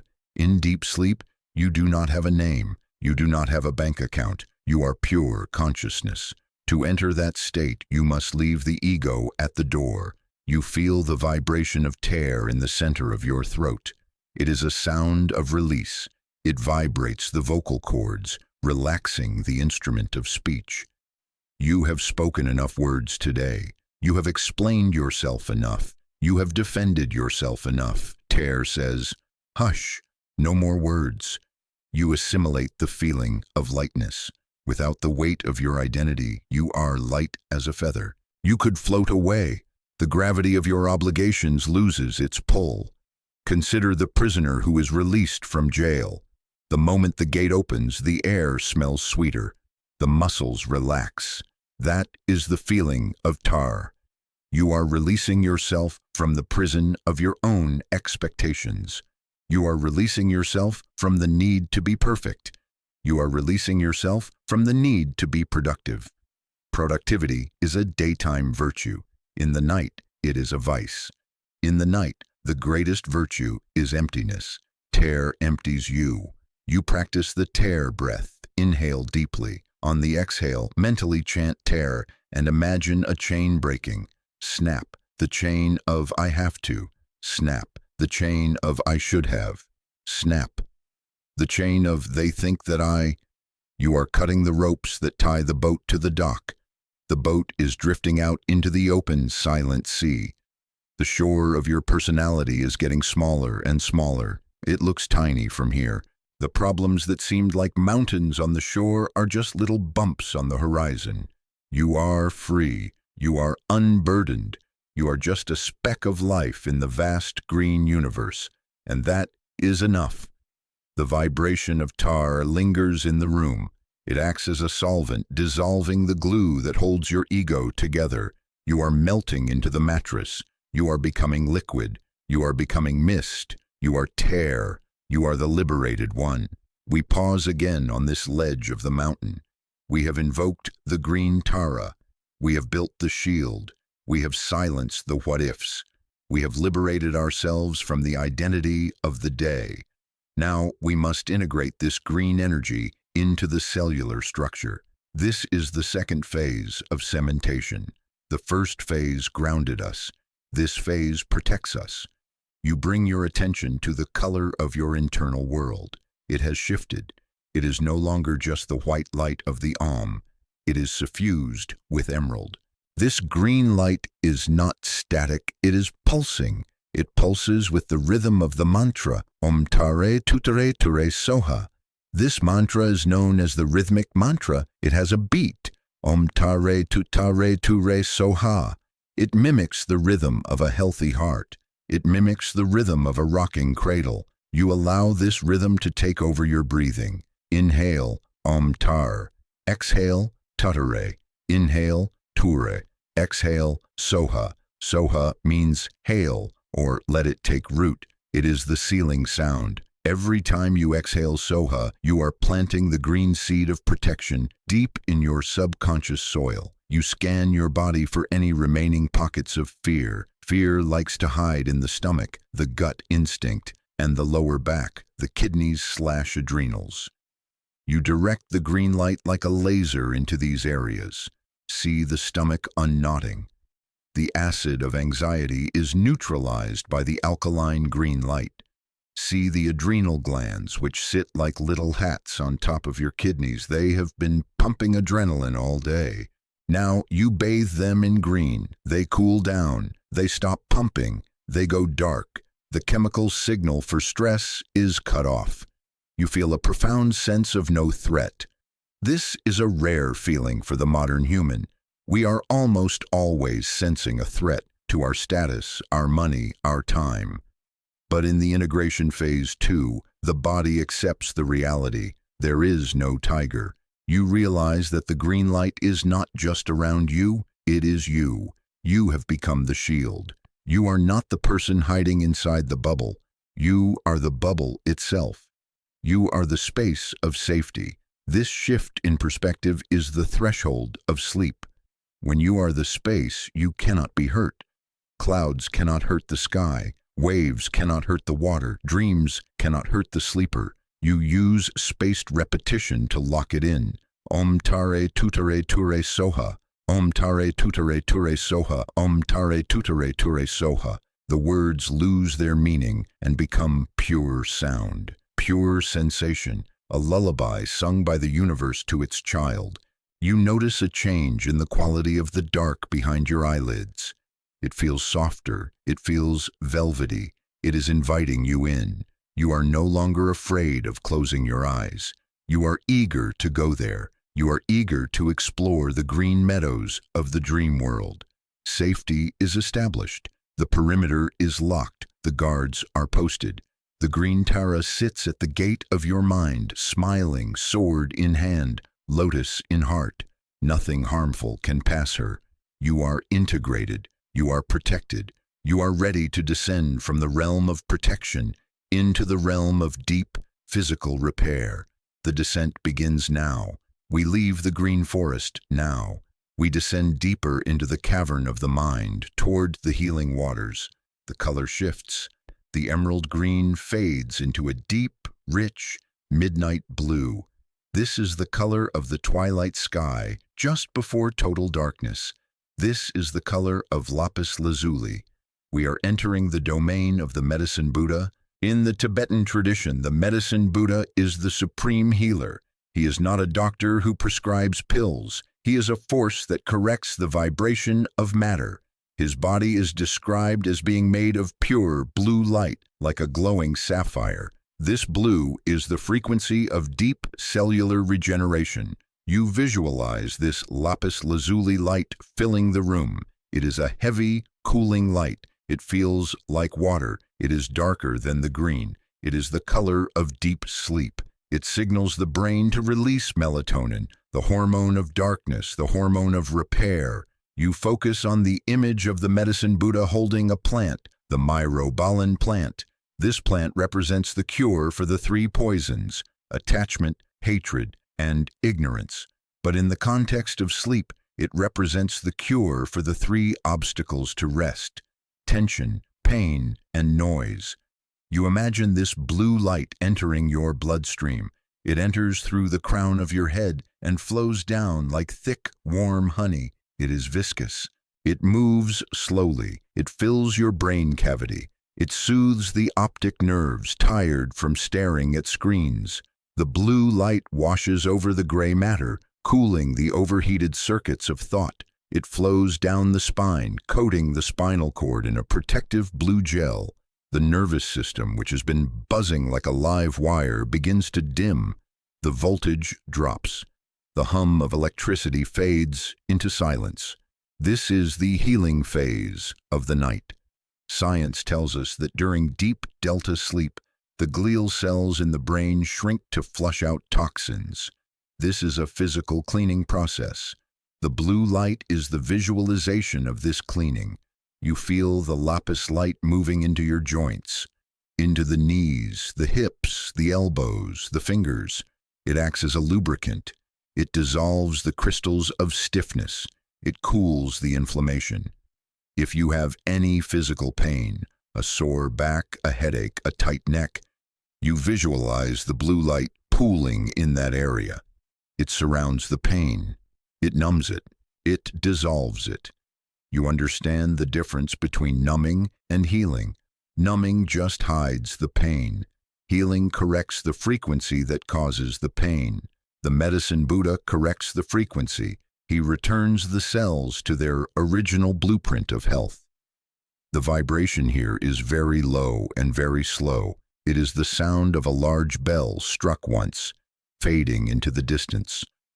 Bong. It vibrates in the bones. You assimilate the concept of the great doctor. You do not need to figure out how to heal your body.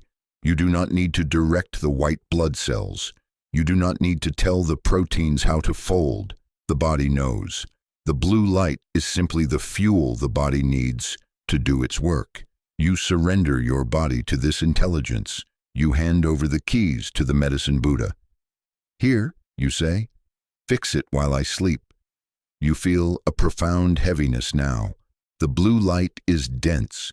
It weighs you down into the mattress. You cannot lift your arms. You do not want to lift your arms. You are submerged in the healing tank. The lapis lazuli light is the light of the deep ocean. You are diving down to the bottom where the water is coldest, darkest, and stillest.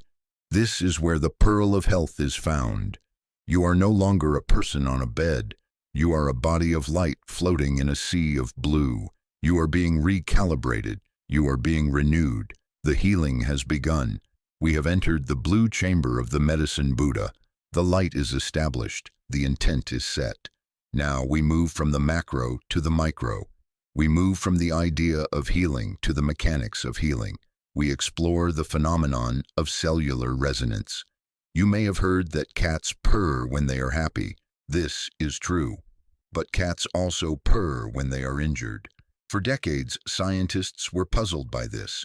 Why would an animal waste energy making a sound when it is hurt? The answer lies in the frequency. A cat's purr vibrates between 25 and 140 hertz. This is the exact frequency range that promotes bone density, tendon repair, and wound healing. The cat is not just making a noise. It is running a sonic therapy session on itself. It is vibrating its own cells to speed up recovery. Tonight, you are doing the exact same thing. The ancient mantras are your purr. You visualize your body not as a solid object, but as a collection of trillions of tiny, fluid-filled spheres. These are your cells. Inside each cell, there is a universe of activity. Mitochondria are generating energy. Proteins are folding. DNA is being read and repaired. This activity creates a hum. It creates a vibration. When you are healthy, this cellular hum is harmonious. It is a symphony where every section is playing in time. But stress introduces dissonance. The cortisol, the adrenaline, the tension, they act like a blast of static noise. They disrupt the cellular communication. The cells stop listening to the blueprint of health and start reacting to the signal of danger. They tighten, they brace, they stop repairing and start defending. The medicine Buddha mantra, Tayata Om Bhakanze Bhakanze Maha Bhakanze, Radza Samudgata Soha, is designed to override this static. It acts as a master tuning fork. You understand the physics of water. You know that if you play a pure tone near water, the water molecules arrange themselves into beautiful symmetrical geometric patterns. If you play chaotic noise, the water becomes disordered and ugly. Your body is 70% water. Your brain is 80% water. You are essentially a vessel of water wrapped in skin. When you listen to these words and when you internally recite the healing sounds, you are restructuring the water in your body. You are turning the chaotic, stressed waters of your nervous system into a crystalline lake of order. You are physically organizing your biology. You feel this happening now. It starts as a subtle buzzing in the hands and feet. It is not an itch. It is a hum. It is the sensation of life force, prana or chi, waking up. The stagnant energy is being shaken loose by the vibration. You focus on the syllable bekanse. It means eliminating pain. But it does not just mean masking the pain. It means vibrating the pain until it dissolves. Pain is often just stuck energy. It is a frequency that has become locked in a loop. The mantra introduces a new, stronger frequency that breaks the loop. Imagine a block of ice. It is hard, cold, and unmoving. Now imagine holding a tuning fork against that ice. The vibration transfers into the ice.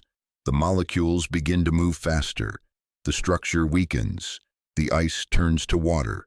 The water flows. This is what is happening to the tension in your shoulders.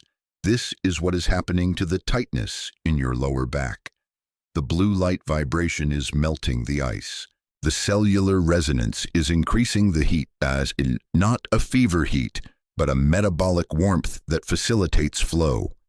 You assimilate the knowledge that your body is a self-healing machine. It knows exactly how to repair a cut. It knows exactly how to fight a virus. It knows exactly how to rebuild muscle. It does not need you to tell it how to do it.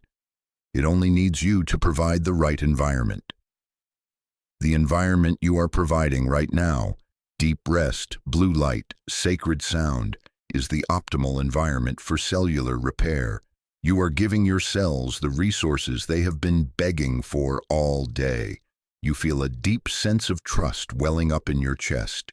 You trust your cells.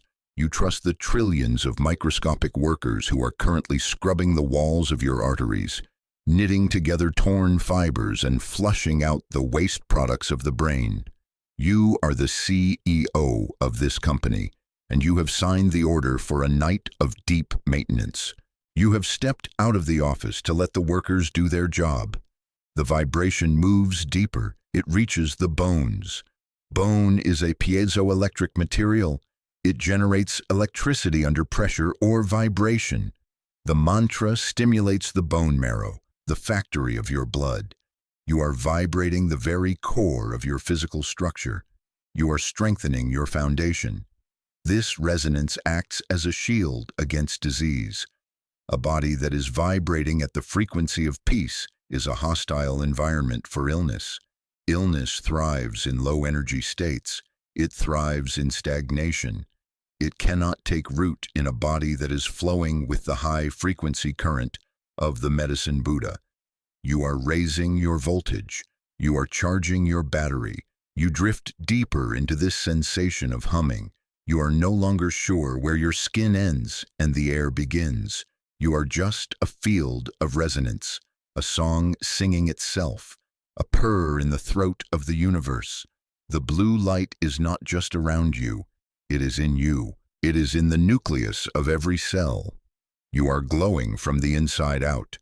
You are resonant. You are repairing. You are healing. To deepen this understanding of resonance, we turn to the archives of the Himalayan healers. We step out of the laboratory of cells and into the apothecary of history. There is a story told of a legendary physician named Dr. Tenzin, who lived in a stone hut at the base of the holy mountain. He was famous not for his rare herbs, though he had many, nor for his surgical skill, though his hands were steady as rocks. He was famous for his presence. One day, a wealthy merchant from the capital city arrived at Dr. Tenzin's door. The merchant was a man of great power and even greater anxiety. He had not slept in weeks. His skin was gray, his eyes were wild and red-rimmed, and his hands shook so violently he could not hold a cup of tea. He carried a chest full of gold. "The doctor!" the merchant gasped, collapsing onto the wooden floor. "I am dying. My mind will not stop. It screams at me all night. I have seen the best doctors in the city. I have taken powders of valerian, tinctures of opium, everything. Nothing works. I will give you all this gold if you can give me a medicine to make me sleep." Dr. Tenzin looked at the merchant. He looked at the gold. He did not move. He did not check the merchant's pulse.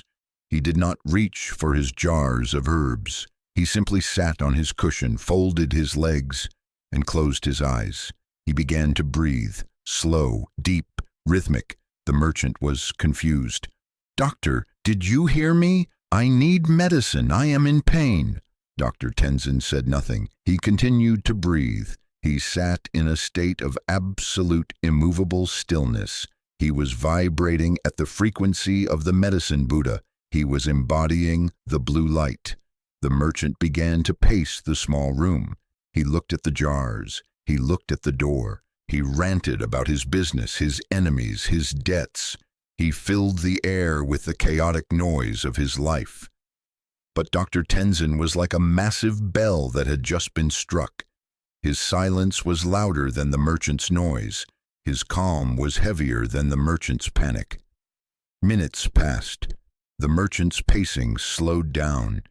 He felt a strange thickness in the air. It was the physical weight of the doctor's peace. The merchant felt his own heart rate begin to slow, compelled to match the rhythm of the man in the room. This is the law of resonance we spoke of. The stronger vibration always overcomes the weaker one. The doctor's peace was stronger than the merchant's chaos. After 20 minutes, the merchant stopped talking. He sat down on the floor, leaning against the wall. His eyelids felt heavy. The frantic energy that had been driving him for weeks began to drain out of his legs. Dr. Tenzin began to chant softly, "Tayata Ombakanze." The sound was low, like a rumble of thunder in a distant valley. It wasn't a performance. It was a transmission. The merchant felt the sound enter his chest. It unknotted the tightness he had carried since he was a child. He felt tears roll down his face, not tears of sadness, but tears of relief. The dam had broken. An hour later, the merchant was asleep. He slept on the hard wooden floor of the hut, curled up like a child, breathing deeply for the first time in years. He slept through the afternoon. He slept through the night. He slept until the sun rose over the peaks the next morning. When he woke up, he felt like a new man. His hands were steady. His eyes were clear. He looked at Dr. Tenzin, who was brewing tea. "What did you give me?" the merchant asked in awe. "Was it a gas? A secret incense?" Dr. Tenzin smiled and handed him a cup of tea. "I gave you nothing," he said. "I simply reminded your body of what it already knew. You were vibrating with the sickness of the world. I invited you to vibrate with the health of the mountain. Your body chose the health because health is its natural home." The merchant tried to leave the gold, but the doctor refused. "Take your gold," Dr. Tenzin said, "but leave your hurry." This story confirms what you are experiencing right now. The true medicine is not always a substance. Often the true medicine is a frequency. You are the merchant. You have arrived here tired, shaking with the subtle vibrations of stress, carrying the heavy chest of your responsibilities. And this recording, this moment, is the doctor. It does not ask anything of you. It does not ask you to change your life or solve your problems. It simply sits here, vibrating with the blue light.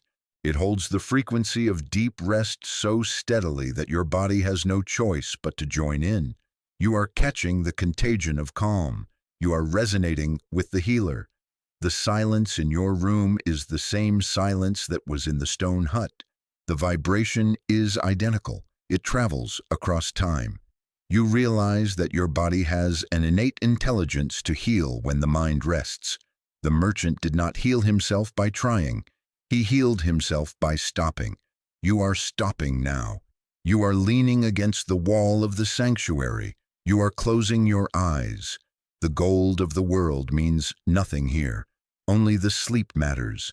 The healer's touch is upon you. It is not a hand. It is a sound. It presses gently on your forehead. It smooths the lines of worry. It invites you to drift. The cure has been administered. The rest is inevitable. The story has settled the mind. Now, the blue light must settle the body. We will perform a scan. We will move the lapis lazuli energy through your physical form, hunting for the hidden pockets of resistance. We will turn the solid knots into liquid flow. You bring your attention to your feet. Often we ignore them, but they carry the weight of our entire existence. Visualize the blue light pooling around your toes. It is warm and thick, like healing oil. It seeps into the soles of your feet. It dissolves the tension in the arches. You feel the small bones of the toes separating and relaxing. The feet fall open to the sides. They are no longer standing.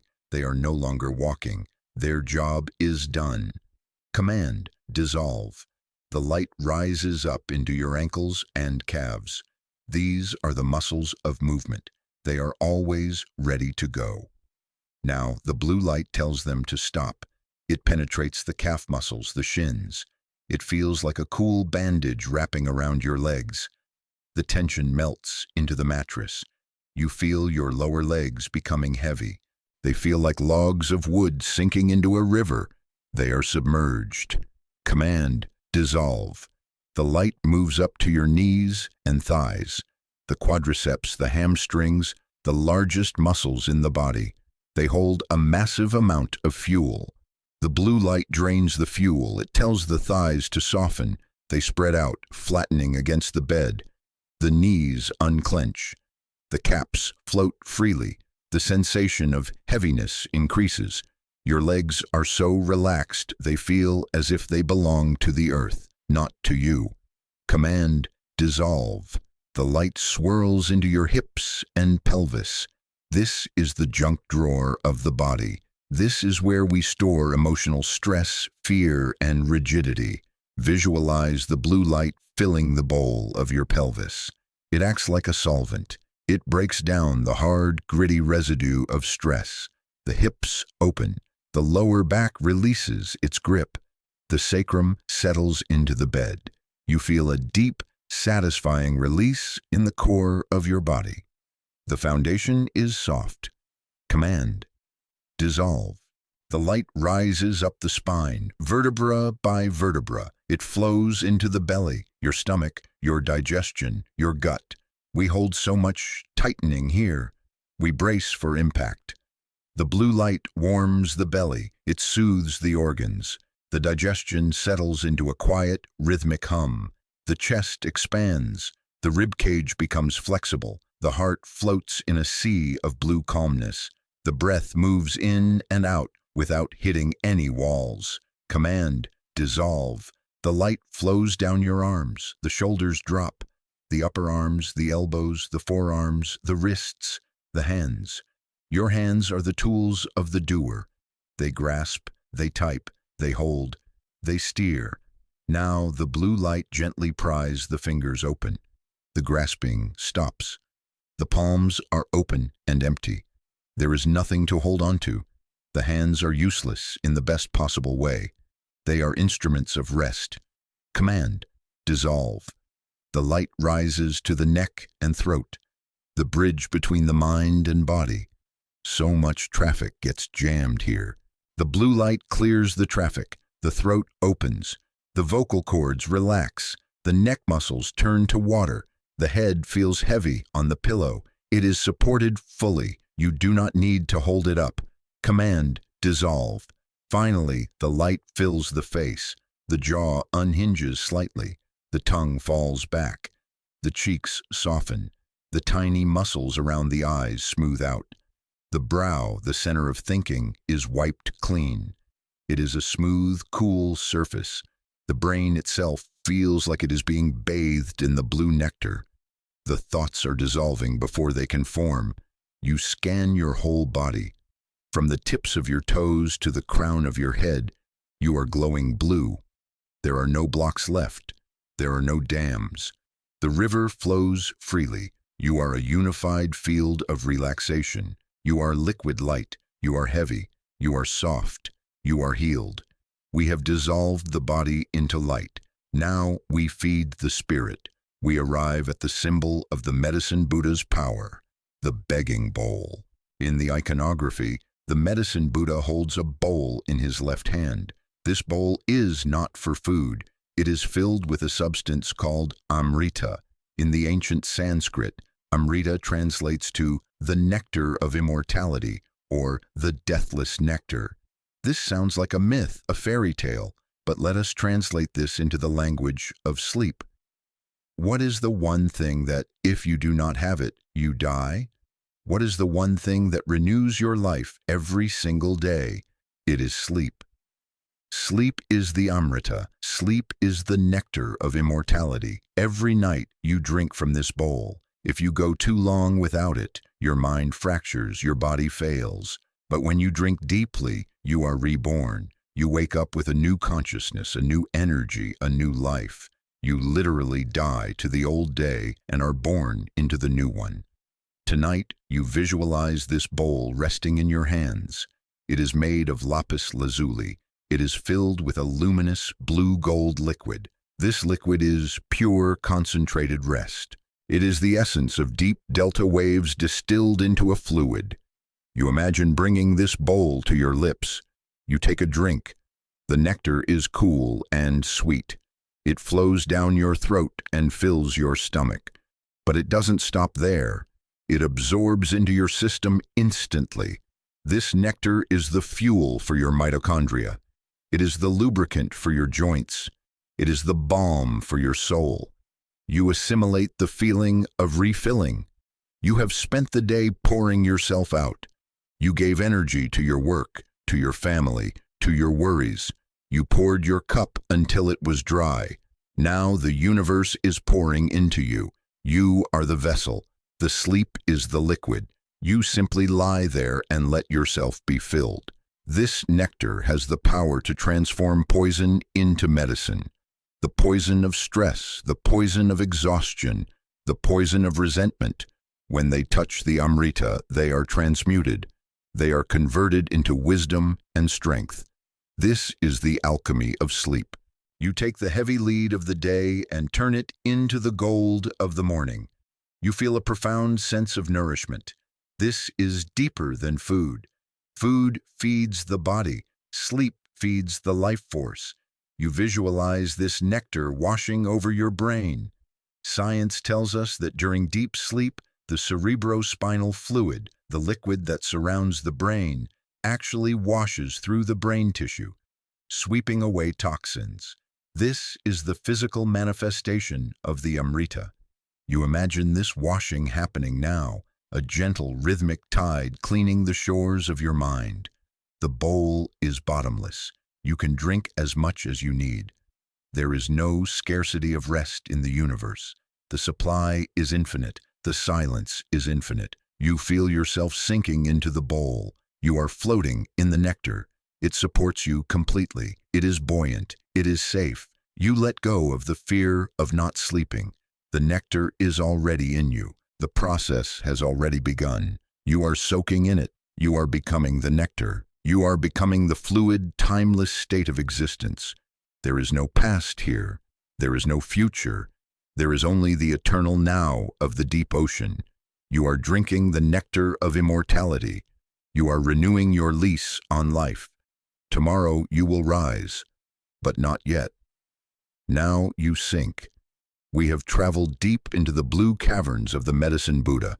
We have touched the liquid light of cellular repair. We have drunk from the bowl of immortality. Now we must seal this energy into the very architecture of your being. We must ensure that this healing does not evaporate when the morning sun hits your face. We must lock it in. This is integration phase 3. It is the final cementing of the biological upgrades you have received. You bring your attention back to the physical weight of your body. It feels different now than it did at the beginning. It feels denser. It feels submerged. This is the sensation of the healing work taking root. The blue light is no longer swirling. It has settled. It has been absorbed by the tissue, like water absorbed by a sponge. The sponge is full. The body is saturated. We return to the mantra of the medicine Buddha. but now we use it as a seal. Tayata Om Bakanze. Tayata means it goes like this, or thus it is. It is a statement of absolute fact. When you vibrate this sound internally, you are telling your subconscious mind that the healing is not a possibility. It is a reality. It is done. You visualize your immune system. In the waking hours, it is often distracted by stress, by digestion, by movement. Now, in the silence of Phase 3, it is hyper-focused. It is patrolling the corridors of your blood vessels. It is scanning the archives of your DNA. It is correcting errors. You repeat the phrase, "The body is scanning." You do not need to direct the scan. The pilot has left the cockpit. The autopilot is engaged and the navigation system is perfect. You feel a sense of profound neutrality. This is important. Healing does not happen in a state of excitement. It happens in a state of neutrality. It happens in the 0 point. You have reached that point. You are neither happy nor sad. You are neither worried nor excited. You simply are. You are a biological organism existing in a state of suspended animation, allowing the universal intelligence to perform maintenance. You assimilate the truth of the night shift. While your conscious mind clocks out, the night shift of your biology clocks in. The glial cells in your brain are now shrinking by up to 60% to allow the cerebrospinal fluid to wash away the metabolic waste of the day. This is a physical cleaning. It is happening right now. The mantra Bakanse acts as the rhythm for this washing. Swish, swish, clean, heal. You focus on the marrow of your bones again. This is the deepest part of you. It is the factory of your lifeblood. You visualize the blue light sealing the marrow. It wraps around the bones like a protective film. This film remains with you. Tomorrow, when you walk into the world, you will carry this hidden reserve of calm. You will be walking with the blue light inside your skeleton.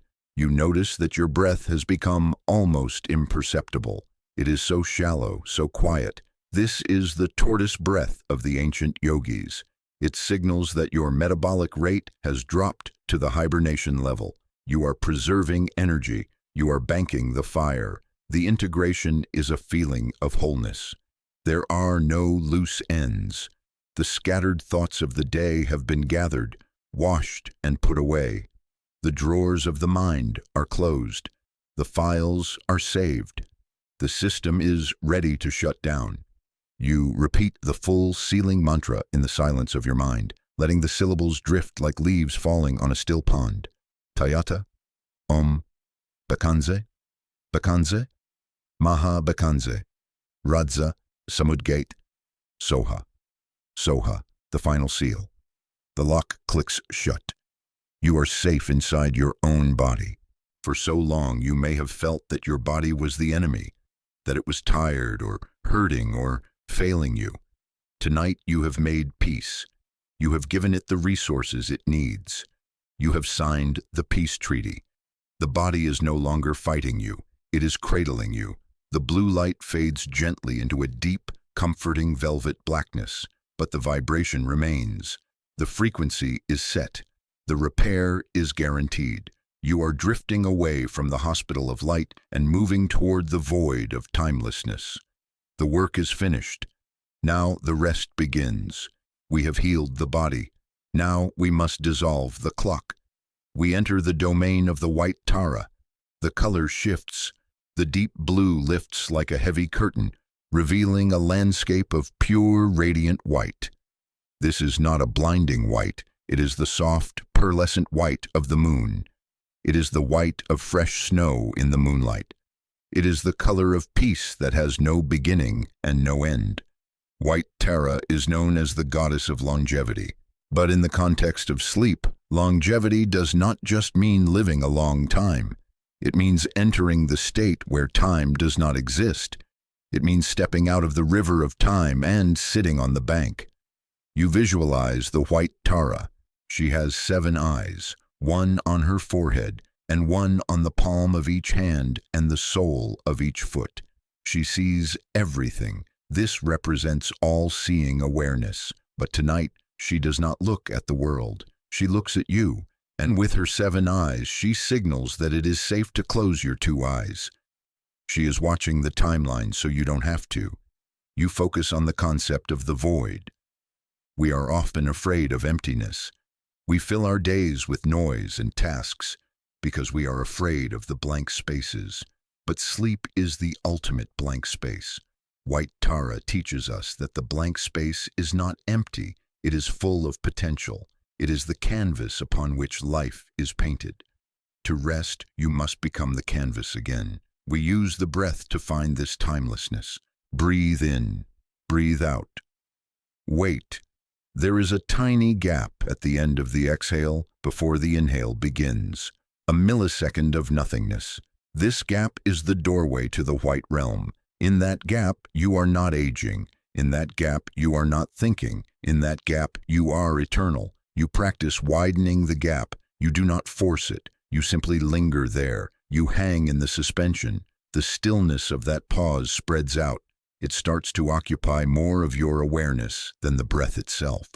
The clock on the wall ticks, but you are between the ticks. The world spins, but you are in the center of the axis where there is no movement. You assimilate the feeling of no tomorrow. Anxiety lives in tomorrow. Planning lives in tomorrow. But in the white realm, there is no tomorrow. There is only an endless, soft, white now. You give yourself permission to abandon the future.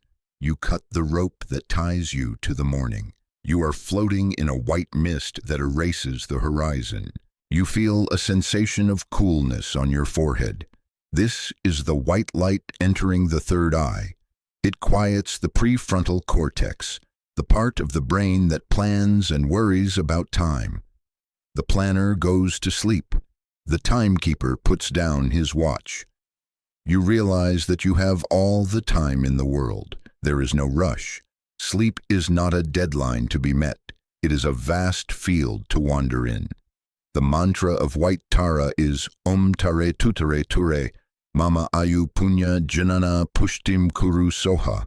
It is a long stream of sound like a river of milk. It flows over you, smoothing out the wrinkles of time. Mama Ayu means my life. Punya means merit or goodness. Pushtim Kuru means increase. You are increasing the goodness of your life by resting. You are adding years to your life by stepping out of time for these few hours. You feel your body becoming transparent. The heaviness of the blue phase is replaced by the weightlessness of the white phase. You are like a cloud. You are expanding. You are losing your edges. Where do you end? Where does the bed begin? It is impossible to tell. You are blending with the white silence. The fear of running out of time dissolves. The fear of not sleeping enough dissolves. You are in the realm of longevity. Even 1 minute here feels like an hour of restoration. You rest in the pause. You rest in the gap. You rest in the white. You are stepping out of the stream. You are becoming the mist. You are timeless. To fully release the ego, the part of you that feels offended, stressed, or important, we drift into a story from the ancient Zen tradition. It is the story of the empty boat. Imagine a monk sitting in a small wooden boat on a vast, misty lake. The fog is thick, a wall of white, mirroring the White Tara realm we have just entered. The monk is meditating. He is trying to find peace. His eyes are closed. The water is calm. Suddenly, thud, something strikes his boat. It hits hard. The monk is jolted from his meditation. His eyes snap open. Anger flares up instantly in his chest. The eye rises up. Who is this, he thinks? Who is so careless as to steer their boat into mine? Can't they see I am meditating? Can't they see I am important? He stands up, ready to shout at the intruder. He opens his mouth to scream an insult, to demand an apology, to assert his space. The anger boils hot in his veins. He looks over the side of his boat into the fog, and he sees nothing. The other boat is empty. It has drifted downstream, untethered. It was just carrying the current. There is no boatman. There is no enemy. There is no malice. The monk freezes. His mouth is still open, but the shout dies in his throat. There is no one to yell at. You cannot be angry at an empty boat. You cannot demand an apology from wood and water. In that instant, his anger evaporates. It has nowhere to go. It collapses. And in its place, a profound, humorous silence rushes in. He realizes that the anger came entirely from him. It came from his ego, his expectation, his resistance. He sits back down. He smiles. He closes his eyes. The boat bumps against his again. Thud. But this time it is just a sound. It is just wood on wood. It is not an insult. It is just the river. This is the lesson for your sleep tonight. The thoughts that bump into you, the worries, the noises outside, the memories, they are all empty boats. The insomnia itself is an empty boat. It is not attacking you. It is not trying to ruin your tomorrow. It is just drifting. Often we lie in bed and fight. We fight the noise of the refrigerator. We fight the uncomfortable pillow. We fight our own racing mind. We shout internally, "Stop it, let me sleep." We are yelling at an empty boat. There is no one doing this to you. It is just the current of life. You assimilate the realization that there is no enemy. The stress you feel is your own reaction to the bump. If you see the boat is empty, the stress vanishes. You visualize your problems as empty boats drifting in the fog. Here comes the work problem. Bump. It touches your mind. You look at it. It is empty. It has no power. You let it drift away. Here comes the money fear. Bump. You look at it. It is empty. You let it drift. You become the empty boat yourself. You untie your rope from the dock. You are no longer steered by the captain of the conscious mind. You are empty of agenda. You are empty of to-do lists. You are empty of identity. You simply drift. If the current takes you left, you go left. If the current takes you right, you go right. You do not steer. You do not resist. There is a tremendous freedom in being empty. An empty boat cannot sink, for it carries no heavy cargo. It rides high on the water. You feel this lightness now. You are drifting in the white fog. The collision with the world has stopped because you have stopped fighting the collision. You are the monk. You are the lake. You are the mist. There is no one here to be awake. There is no one here to be asleep. There is just drifting. We have drifted into the mist. The boats have gone. The anger has gone. Now we listen. We enter the final auditory induction, the sound of silence. You may think silence is the absence of sound, but the masters teach that silence is a sound of its own. It is the canvas upon which the universe is painted. It is the background hum of existence. It is always there, behind the traffic, behind the voices, behind your thoughts. Tonight we listen behind the noise. You focus your hearing. First, listen to the sounds in your room. The hum of the air, the settling of the house. Do not judge them. Just hear them. Now shift your focus. Listen to the space around the sounds. Imagine a painting. Usually you look at the paint, the trees, the faces, the colors, but now look at the white canvas showing through the brushstrokes. Listen to the silence that holds the sound. This practice shifts your brain into a state of deep receptivity. When you listen for silence, your mind stops broadcasting and starts receiving. The internal dialogue, the voice that talks about your day, cannot speak when you are truly listening for silence. The act of listening turns off the act of thinking. You assimilate the concept of the void sound. In Tibet, they call it the shunyata sound. It is a high, thin, crystalline ringing that some hear in deep meditation. It is the sound of your own nervous system at rest. Tune into it. It is the sound of peace. You use a metaphor to deepen the state. Imagine you are sinking into a deep, soft pile of velvet. The silence is the velvet. It wraps around your ears. It muffles the sharp edges of the world. Every sound you hear from now on is just a signal to go deeper. A car drives by outside. It is a wave carrying you deeper. A floorboard creaks. It is a step down into the basement of sleep. The sound of your own heart. It is the drumbeat of the void. You are moving from the theta state, the state of dreaming and imagery, into the delta state, the state of oblivion. In delta, there is no sound. There is only being. You are walking down a long, quiet corridor. At the end of the corridor is a door made of silence. You are walking toward it. With every step, the world gets quieter. Step 1, the noise of the city fades. Step 2, the noise of the house fades. Step 3, the noise of the mind fades. You reach the door. You open it. Inside, there is nothing but a vast, warm, dark ocean of quiet. You step in. This is the sound of silence. It is not empty. It is full of rest. It is a thick, nourishing substance. You can breathe it. You can float in it. You realize that you are not just listening to the silence. You are becoming the silence.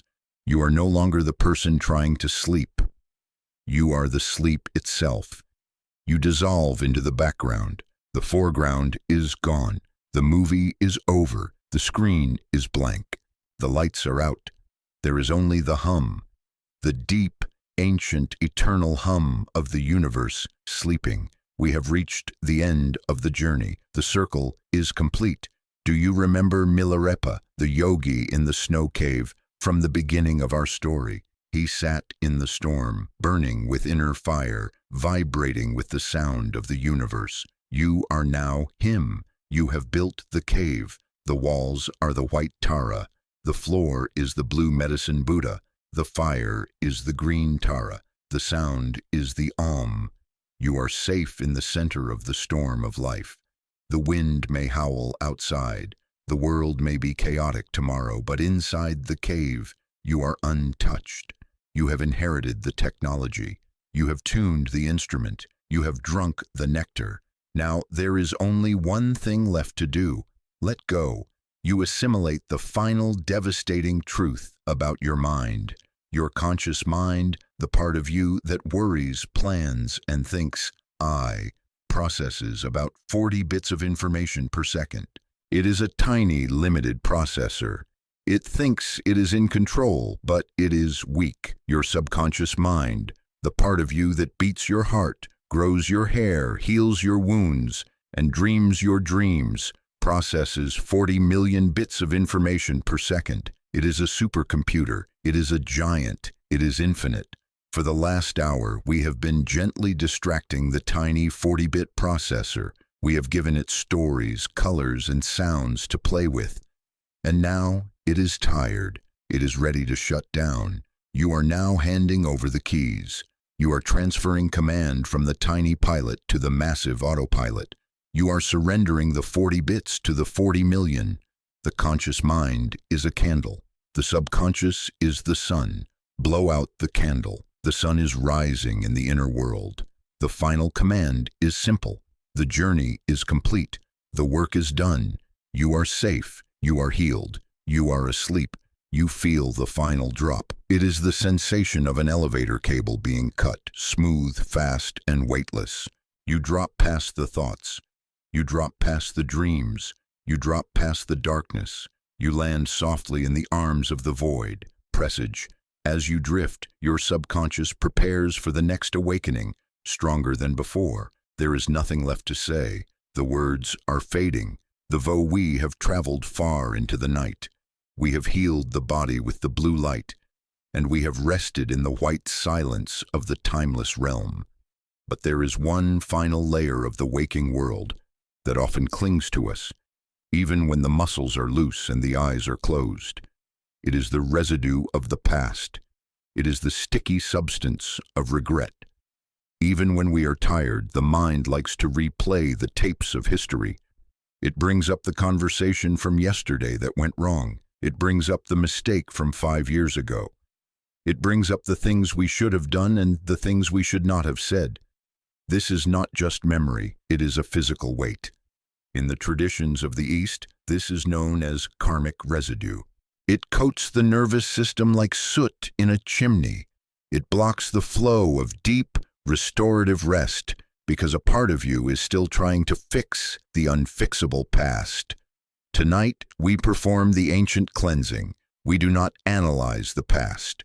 We do not try to forgive ourselves with logic because logic is weak in the face of regret. Instead, we use a technology of liquid light. We use the energy of Vajrasattva. You visualize a sphere of brilliant diamond-white liquid hovering just above the crown of your head. This is not mist. It is not air. It is a heavy, viscous nectar. It possesses the weight of mercury and the purity of a mountain spring. It is glowing with a brightness that does not hurt the eyes but soothes them. This nectar is the physical manifestation of total purification. It contains the energy of a fresh start. It is the morning sun distilled into a liquid. You allow gravity to do the work. You do not need to pull the light down. It falls naturally, drawn to the earth. It touches the crown of your head. You feel a distinct, cooling sensation on your scalp. It feels like cool water washing over you on a hot day. The nectar begins to seep through the skull, entering the brain cavity. This is a physical flush. As the white nectar pours in, it does not mix with the darkness of your stress. It displaces it. Imagine a glass filled with dark, muddy water. If you pour clear, pure water into the glass, the mud is pushed up and out. This is what is happening inside your head right now. The white nectar fills the frontal lobes, washing away the planning and the worrying. It fills the back of the brain, washing away the primal fears. It moves down into the neck, the throat, and the shoulders. It is thick and comforting. As it moves down, it pushes the black smoke of regret ahead of it. This smoke represents every harsh word you have ever spoken, every moment of jealousy, every feeling of inadequacy. You are not holding on to them anymore. They are being pushed down by the weight of the light. You feel the nectar moving into your chest. It swirls around the heart. Often the heart is heavy with old griefs, things we have carried for decades. The white nectar dissolves this weight.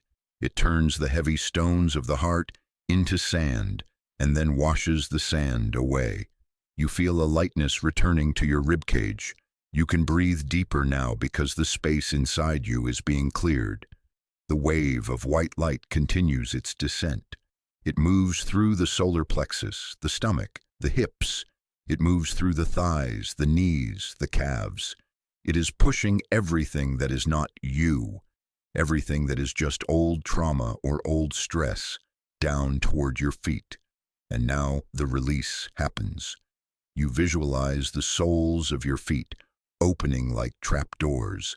The black smoke, the dark liquid of the past, exits through your feet. It pours out of you and into the earth. The earth is not harmed by this. The earth knows how to compost this energy. It takes your pain and turns it into fertilizer for new growth. You simply let it go. You watch the dark stream leave your body. It is leaving the system. The memories associated with that stress are losing their emotional charge. They are becoming just neutral facts fading into the distance. You are no longer emotionally hooked to them. The flow of white nectar continues until your entire body is filled. You look inside yourself and there is no more darkness. There is no more soot. You are a vessel of crystal clear liquid light. You are transparent. If you were to hold your hand up to the sun, the light would pass right through it. This is the state of the diamond being. A diamond is the hardest substance, but it is also the clearest. It reflects the light perfectly because it has no impurities. You have returned to your diamond nature. The flaws you thought defined you were just dirt on the surface. The nectar has washed them away. You feel a profound sense of innocence returning. It is the feeling of being a child again. Before the burdens of the world were placed on your shoulders, you are clean. You are empty of the past. You are ready to sleep not as the person who made mistakes, but as the person who is pure potential. The nectar seals the pores of your skin. It creates a barrier of purity. Regret cannot enter here. Shame cannot enter here. Those are heavy, low vibration emotions, and you are now vibrating at the frequency of diamond light. They slide off you like water off glass. You rest in this feeling of being washed. It is the most satisfying shower you have ever taken, but it washed the inside, not the outside. You are sparkling with a quiet internal radiance. The heavy backpack has been dropped. The journey is no longer about carrying the past. It is about floating in the present. You are light. You are free. You are clean. Now that we have purified the heart, we must deal with the mind's tendency to hold on. The modern mind is like a spider web. It is attached to 1,000 different things at once. It is attached to the phone on the nightstand. It is attached to the email that wasn't sent. It is attached to the opinion of a stranger. It is attached to the outcome of tomorrow's meeting. These attachments are like invisible cables. They are thick steel wires that connect your navel to the external world. Even though you are lying in bed, these cables are tight. They pull on you. They keep you tethered to the waking world, preventing you from drifting into the deep ocean of sleep. You try to swim away, but the cables jerk you back. You cannot untie these cables with your fingers. They are too tight. You cannot wish them away. You need a tool. You need an edge. In the psychology of the ancient masters, wisdom is often represented as a sword. This is not a weapon of violence. It is a weapon of precision. It is a scalpel. It is the ability to discern what is real and what is not, what is necessary and what is burden. Tonight we summon the energy of Manjushri, the keeper of this sword. You visualize a blade of blue flame appearing in your hand. It is weightless, formed of pure, concentrated insight. It hums with power. This sword has the ability to cut through attachment instantly. It does not harm you. It liberates you. You look down at your own body. You see the cables. See them clearly. There is a thick, gray cable connecting your stomach to your workplace. It pulses with stress. It feeds you anxiety about deadlines and performance. You do not need this cable tonight. You cannot work while you sleep. The connection is useless right now. You raise the sword of blue flame. You accept that the world will survive without you for the next 8 hours. You accept that you are allowed to disconnect. Slash. You bring the sword down. It cuts through the gray cable effortlessly. The wire snaps back toward the office. The tension in your stomach releases instantly. You feel a rush of relief. The pull is gone. You look at your chest. There is a red cable connecting you to a relationship that is causing you pain or perhaps a worry about a family member. You are sending energy down this line, draining yourself, trying to fix them or save them from a distance. But you cannot help anyone if your battery is dead. To help them, you must sleep. You raise the sword. You cut the cord of worry. Slash. The cable falls away. This does not mean you do not love them. It means you are cutting the flow of anxiety. You are trusting the universe to look after them for the night. You are taking back your energy. You look at your head. There are thousands of tiny, thin wires connecting you to the internet, to the news, to the noise of the world. They look like a web of static electricity. They keep your brain buzzing with useless information. You sweep the sword of wisdom over your head in a wide circle. Whoosh! It severs all the tiny connections. The web collapses. The static noise stops. The silence that follows is sudden and beautiful. It is the silence of a radio being unplugged. You are now a ship that has cut its moorings. For the first time all day, you are not tethered to the dock. You are not tethered to the shore. The currents of the great mystery begin to take you. You feel the sensation of drifting. Without the cables holding you in place, you naturally float toward the center of the lake. The shore gets smaller and smaller. The problems that seem so huge on land are now just tiny specks in the distance. They cannot reach you here. You assimilate the power of no. The sword is the power of saying no to the demands of the world. No, I will not worry tonight. No, I will not plan tonight. No, I will not figure it out tonight. The sword of wisdom has created a boundary. It has drawn a circle in the sand around your bed. Inside the circle, there is only rest. Outside the circle, the world can spin as fast as it wants. It does not touch you. You feel a sense of autonomy. You belong to yourself again. You are not an employee. You are not a consumer. You are not a user. You are a biological being floating in the velvet darkness, disconnected and free. The sword fades from your hand, its job done, but the freedom remains. You are drifting deeper and deeper into the unknown, and for the first time the unknown does not feel scary. It feels like a promise. It feels like an adventure. You are untethered. You are loose. You are gone. To understand why we hold on to things that hurt us, we turn to a story. It is an old parable told by the fires of the nomads who wandered the high plateaus. There was once a traveler who was walking a long, steep road up a mountain. He carried a large burlap sack on his back. The sack was old and stained with sweat. It was incredibly heavy. The traveler was bent double under the weight, his face dripping with exhaustion, his legs trembling with every step. He had been carrying this sack for as long as he could remember. He had been told long ago that the sack was filled with precious stones. He had been told that these stones were his identity, his history, his worth. He was terrified to put the sack down, fearing that if he lost it, he would be nothing. He met an old woman sitting by the side of the road. She was peeling an orange, looking at the view with light, happy eyes. She watched the traveler struggle past, groaning under his burden. "Why do you carry that?" she asked quietly. "These are my treasures," the traveler gasped. "My memories, my grudges, my arguments, my fears, they are who I am. I cannot leave them." The old woman smiled a sad, knowing smile. "Have you looked inside the sack lately?" The traveler paused. He realized he had not opened the sack in years. He had just carried it, assuming the value of its contents. He set the heavy bag down on the dusty road. His back screamed with relief just to be straight for a moment. He untied the knot with shaking fingers. He pulled the sack open and looked inside. He expected to see diamonds, rubies, gold.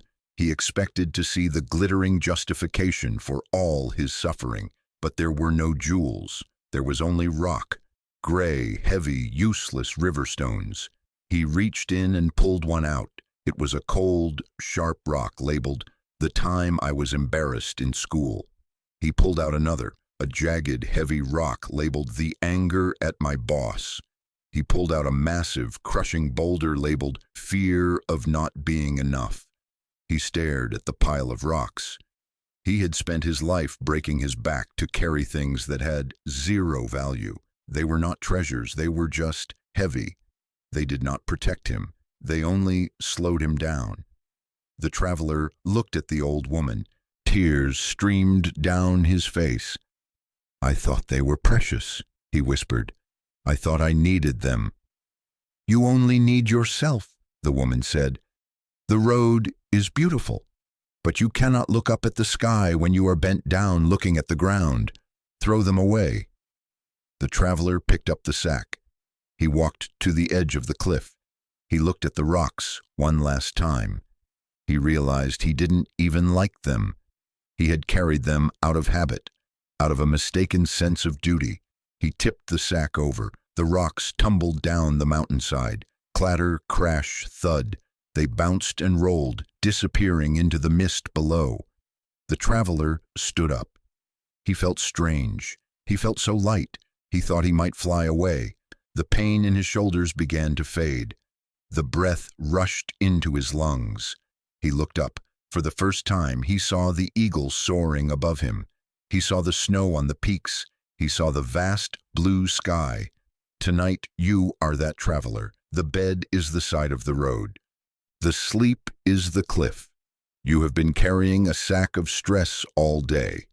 You have been carrying the belief that your worry is precious, that if you worry enough, you are being responsible. You have been carrying the belief that holding on to an old anger makes you strong. Look in the sack. Look at the worry you are holding right now. Is it a diamond? Does it feed you? Does it keep you warm? No. It is just a cold, gray rock. It is just weight. You do not need to analyze the rock. You do not need to understand the geology of the rock. You just need to tip the sack. You visualize yourself standing at the edge of your mind. You hold the sack of today's problems.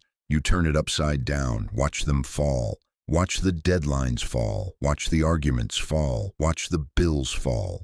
They tumble down into the silence of the subconscious. They are gone. You feel the physical sensation of the weight leaving your shoulders. Your mattress rises up to support you. You are no longer compressed by the gravity of your own thoughts.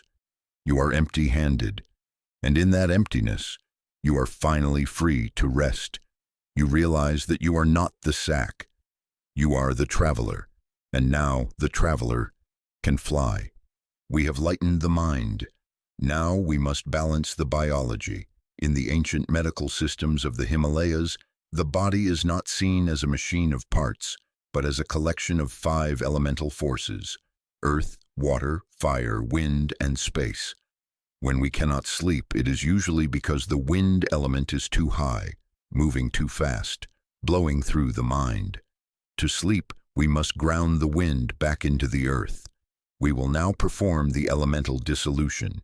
We will scan your body and return each part to its primal nature. We begin with the earth element. This represents the solid structures of your body, the bones, the flesh, the muscles, the teeth. Focus on the weight of your body. Feel the density of your skeleton. Imagine that your bones are turning into heavy, ancient stone. They are the bedrock of a mountain. They are sinking into the mattress. There is no movement in a stone. There is only stability. Your legs are heavy pillars of granite. Your hips are boulders. Your skull is a solid rock resting on the earth. You feel the pull of gravity increasing. You are becoming immovable. You are becoming earth. We move to the water element. This represents the fluids of your body, the blood, the lymph, the saliva. Focus on the circulation. Often, when we are stressed, the blood rushes. Imagine that your blood is a wide, slow-moving river. It is no longer a rushing torrent. It is a deep, placid lake. The surface of the water is perfectly glass still. There are no ripples. The fluid in your cells settles. You feel a cooling sensation, a fluidity. You are not rigid. You are soft. You are taking the shape of the container you are in. You are becoming water. We move to the fire element. This represents your metabolism, your temperature, and your thinking speed.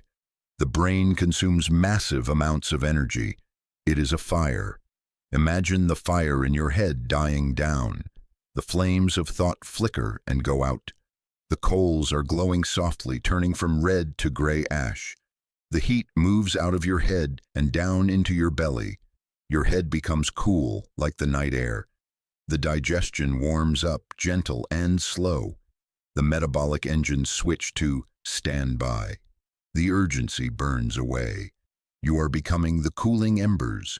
You are becoming the warmth of the hearth, not the heat of the wildfire. We move to the wind element. This represents your breath and the movement of nerve impulses. Imagine the wind in your body slowing down. The storm has passed. The leaves on the trees have stopped rustling.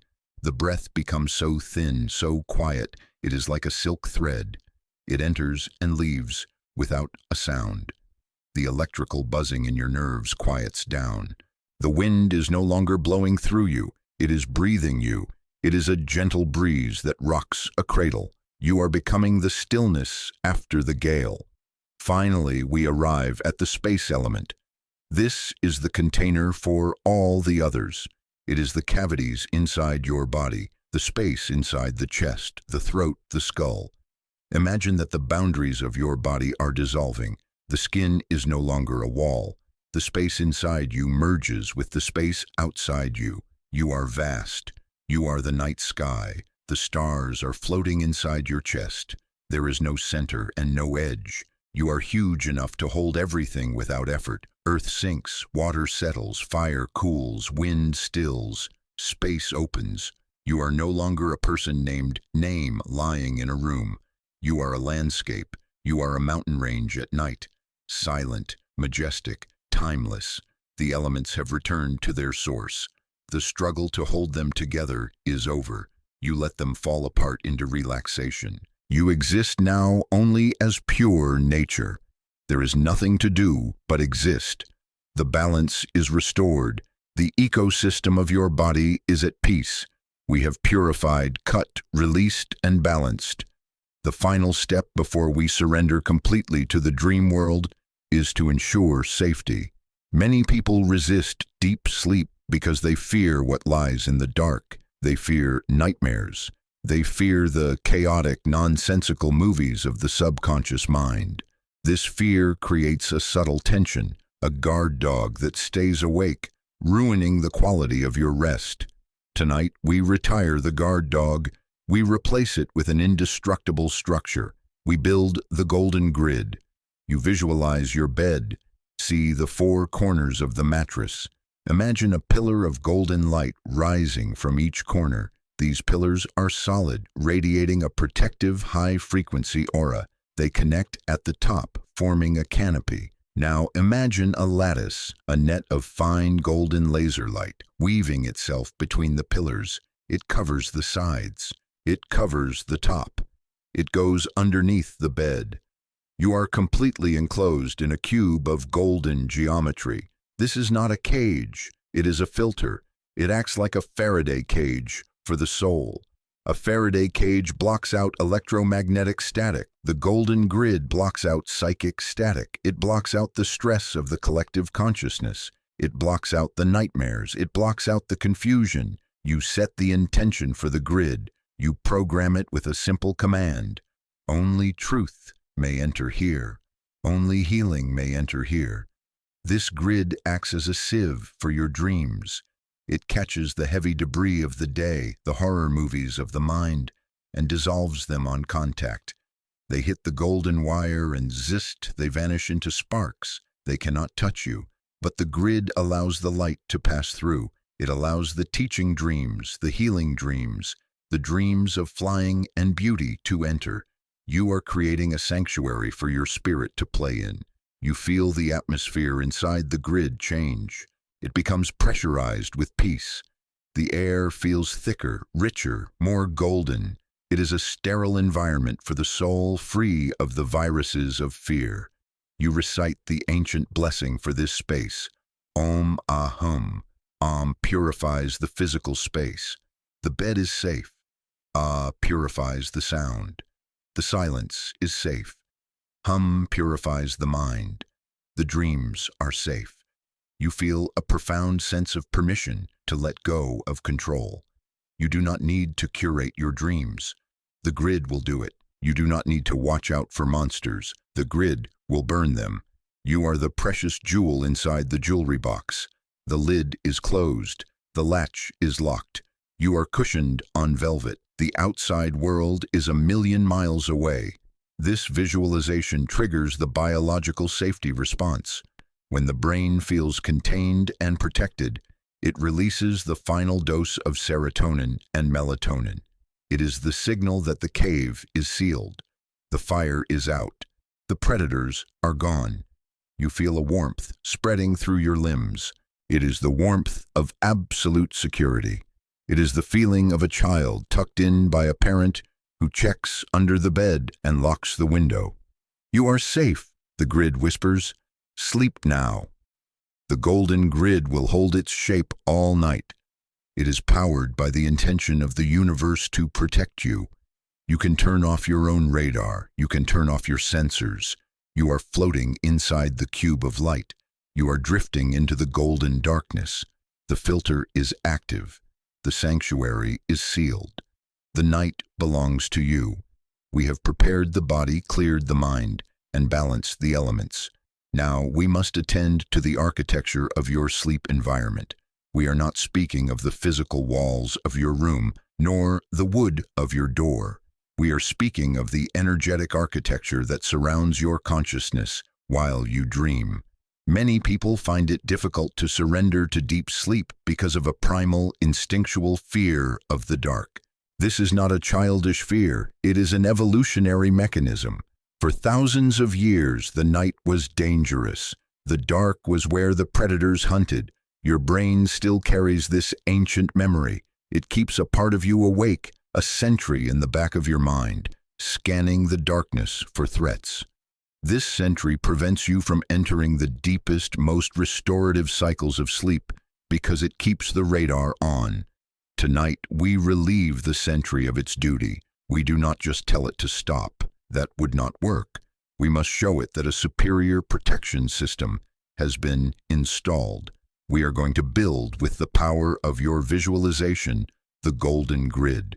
You begin by visualizing your bed. See it clearly in your mind's eye. It is an island of comfort floating in the space of the room. Now, bring your attention to the four corners of your mattress. Focus on the bottom left corner. Imagine a pillar of light rising from this corner. It is not a flickering candle flame. It is a solid, architectural beam of golden light.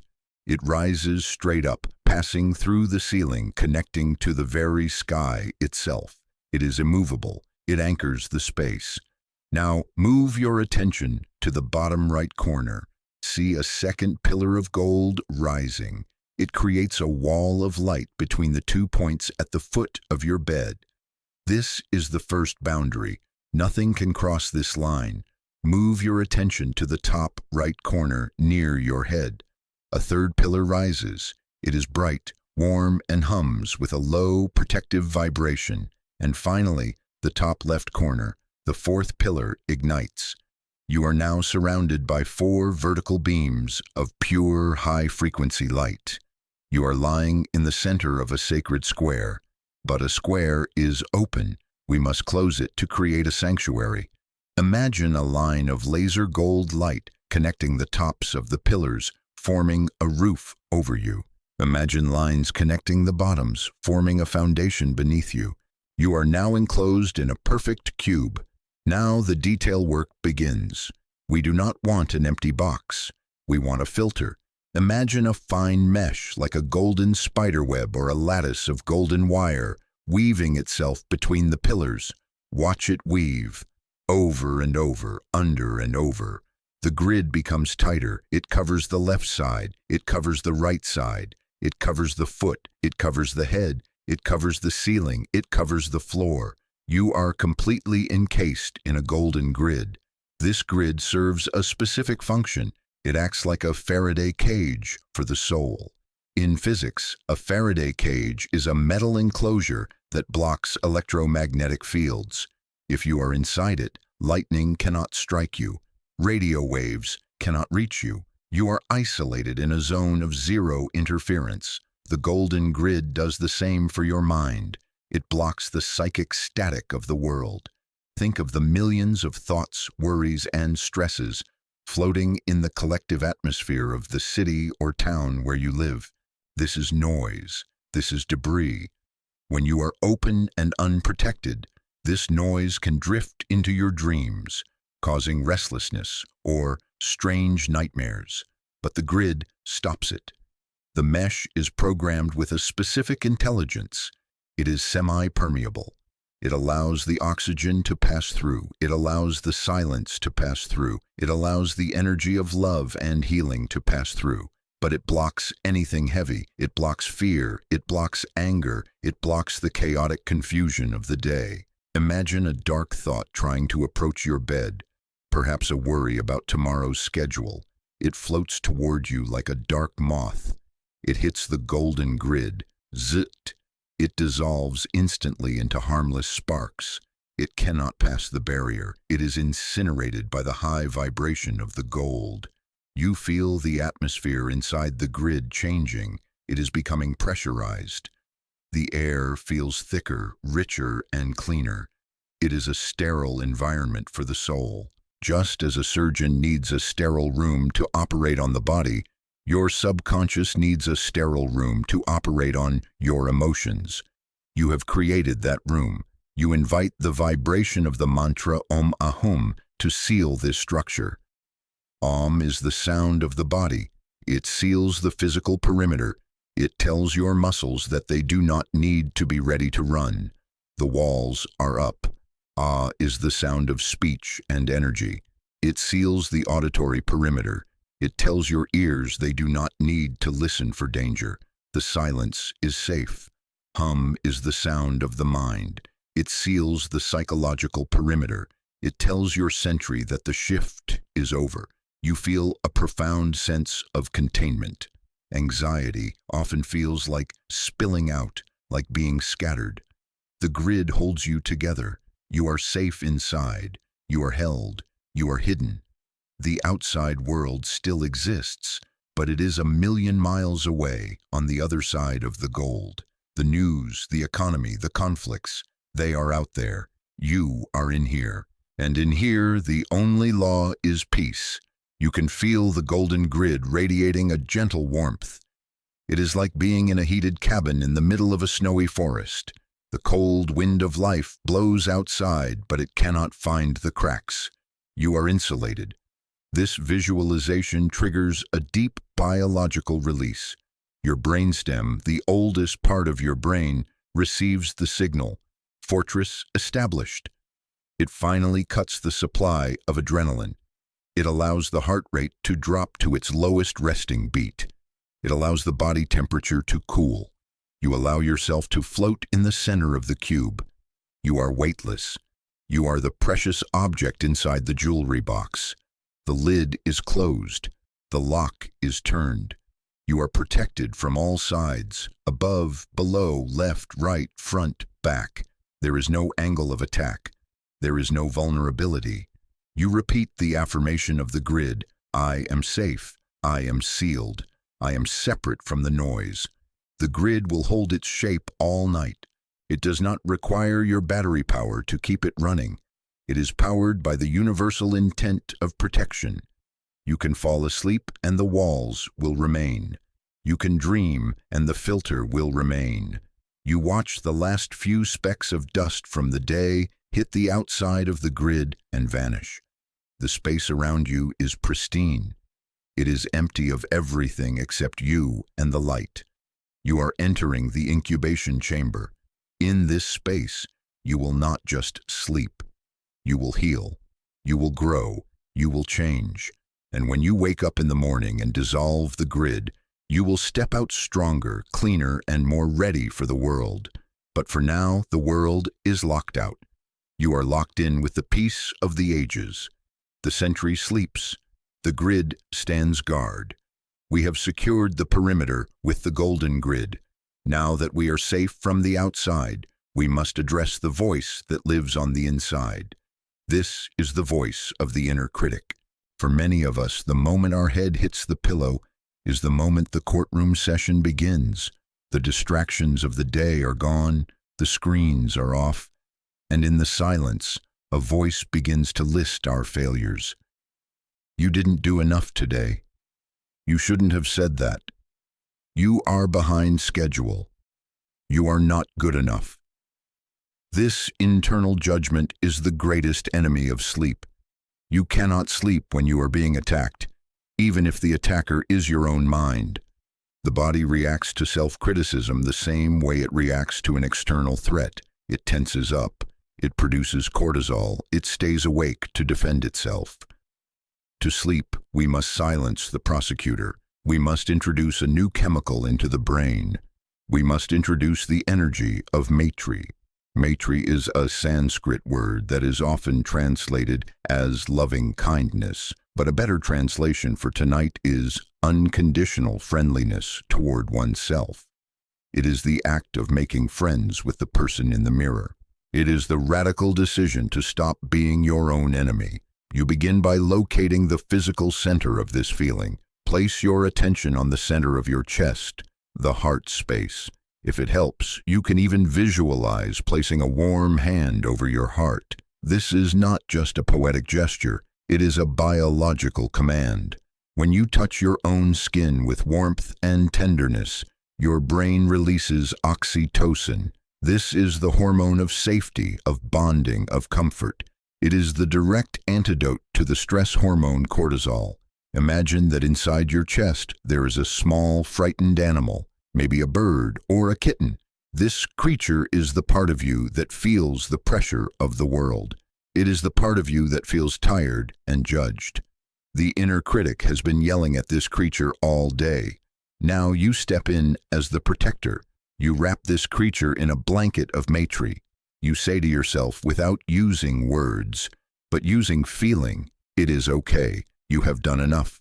We often believe that if we stop judging ourselves, we will become lazy. We think the whip of self-criticism is the only thing that keeps us moving, but this is a lie. The whip only creates exhaustion. True strength comes from rest. By offering yourself friendliness tonight, you are not giving up. You are refueling. Think of a friend you love dearly. Imagine they came to you tonight, looking exactly as tired as you feel. Imagine they told you about their day, about the mistakes they made, about the things they didn't finish. Would you look at them and say, "You are a failure"? Would you tell them they don't deserve to sleep? No. You would look at them with soft eyes. You would say, "You are human. You did your best. Rest now and try again tomorrow." Why is your standard for yourself so much harsher than your standard for others? Tonight, you grant yourself the same mercy you grant to strangers. You visualize the energy of Maitri as a soft, pink light. It is not a blinding light. It is the color of a sunrise. It begins in your heart, under your hand. It is warm like a heated stone. It spreads slowly. It moves up into your throat. This is where we hold the words we regret. The pink light soothes the throat. It says, "Whatever you said, it is gone. Silence is here now." It moves up into your head.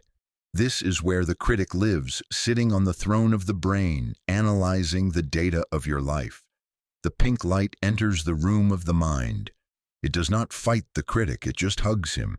It melts the critic's cold, hard logic with warmth.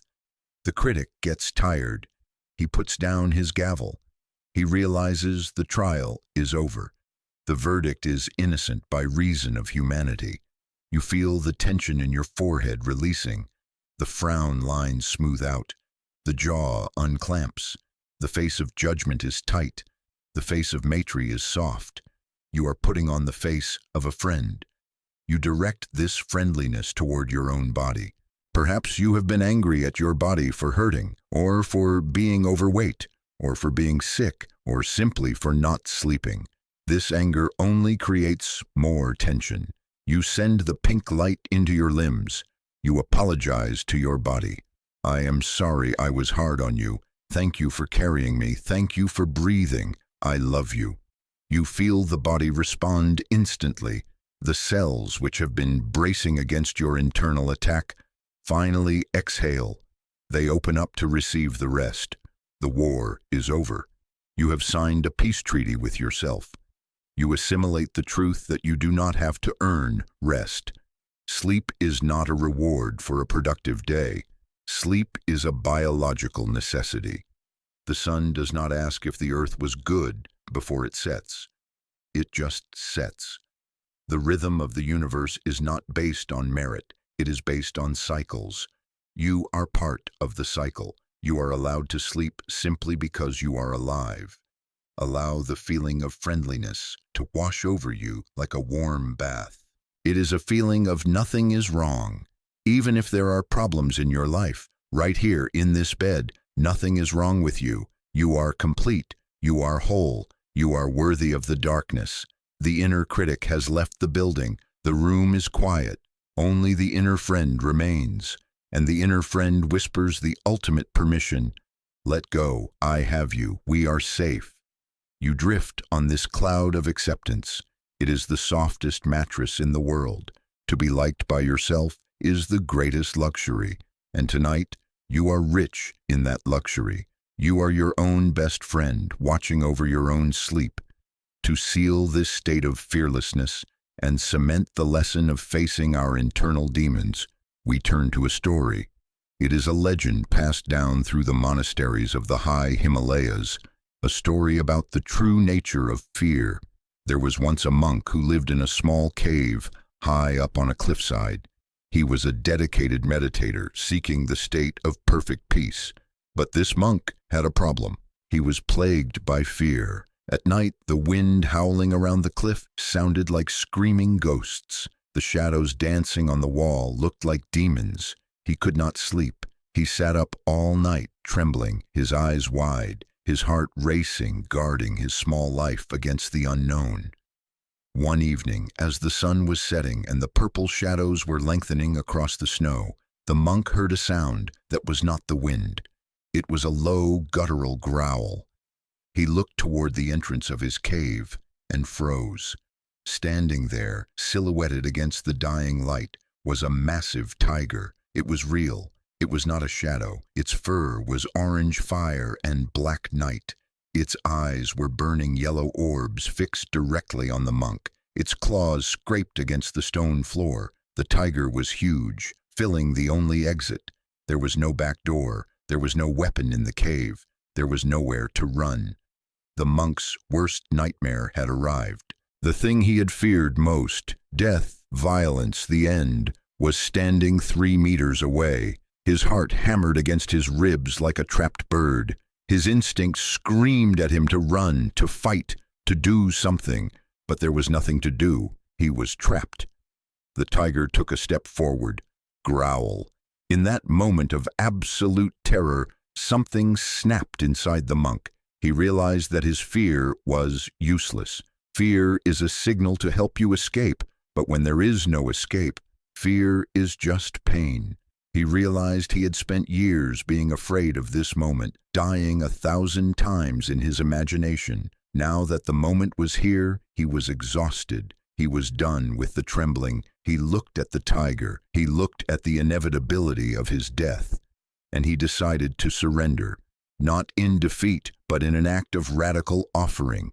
He uncrossed his legs. He knelt on the stone floor. He opened his arms wide, exposing his chest, exposing his throat. He looked the tiger in the eye with a gaze of profound sadness and compassion. Compassion for himself and compassion even for the hungry beast. "If you need my meat," the monk whispered, his voice steady, "then eat. I offer this body to you. I will no longer fight. I am yours." He closed his eyes. He waited for the bite. He waited for the pain. He waited for the end. He let go of his breath. He let go of his life. He fell into the void of total acceptance. Minutes passed. He felt a warm breath on his face, but no teeth. He felt a rough tongue lick his hand, but no claws. He opened his eyes. The tiger was gone.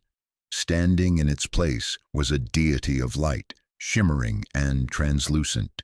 The deity smiled at him. "I am not a tiger," the light said. "I am your own fear. I have been chasing you for years, growing bigger and bigger. Every time you ran away, every time you trembled, you fed me. Every time you stayed awake guarding the door, you made me stronger. But the moment you opened your arms, the moment you stopped protecting yourself, you starved me. I cannot exist in the presence of surrender." The light faded, leaving the monk alone in the cave. The wind howled outside, but to the monk it just sounded like music. The shadows danced, but they were just entertainment. He lay down on his hard stone bed. For the first time in his life, he was truly safe. He slept deeply, dreamlessly, until the morning sun hit his face. This story is the map for your night. The insomnia you feel, the anxiety that prowls around your bed, that is the tiger. It stands in the doorway of your mind. It growls at you with thoughts of the future, with worries about money, with fears of failure. You have been cowering in the corner of your bed trying to fight it. You have been trying to think your way out, trying to plan your way out. You are exhausted from the standoff. The lesson is clear. You cannot defeat the tiger by fighting. You defeat the tiger by offering yourself to it. When the worry comes, do not push it away. Do not tense up. Do exactly what the monk did. Open your arms. Open your mental chest.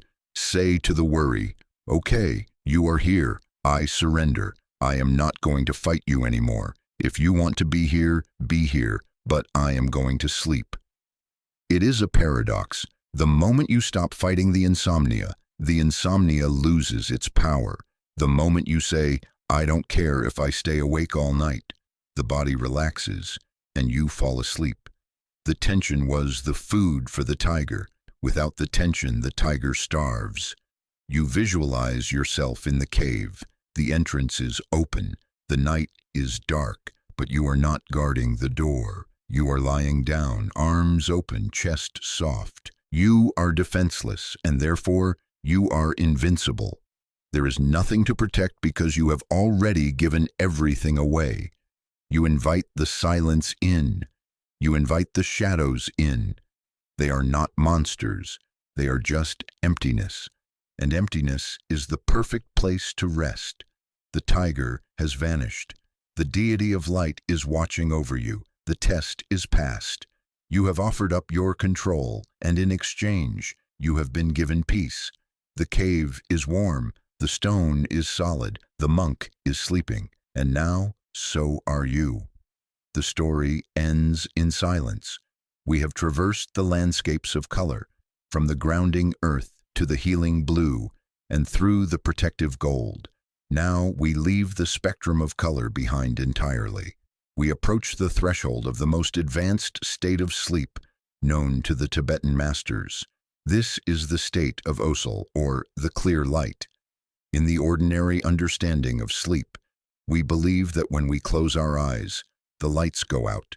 We believe that sleep is a kind of blindness, a blackout where consciousness ceases to exist until the alarm rings. But the masters teach a different physics.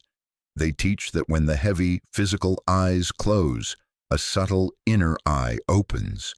They teach that deep sleep is not darkness. It is a blinding, transparent luminosity.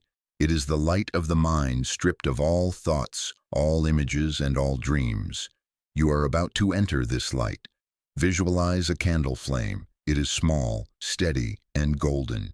Now imagine placing this candle inside a lantern made of clear glass.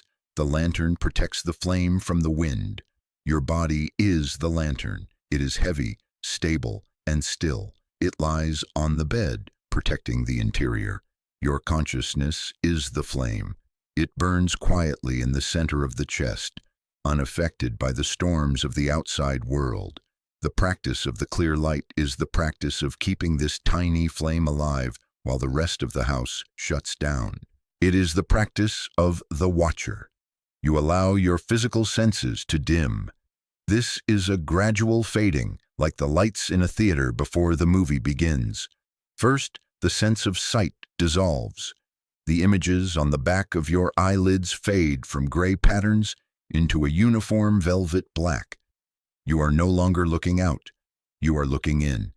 The visual cortex, which has been processing millions of pixels all day, finally goes offline. The screen is blank. Next, the sense of touch dissolves.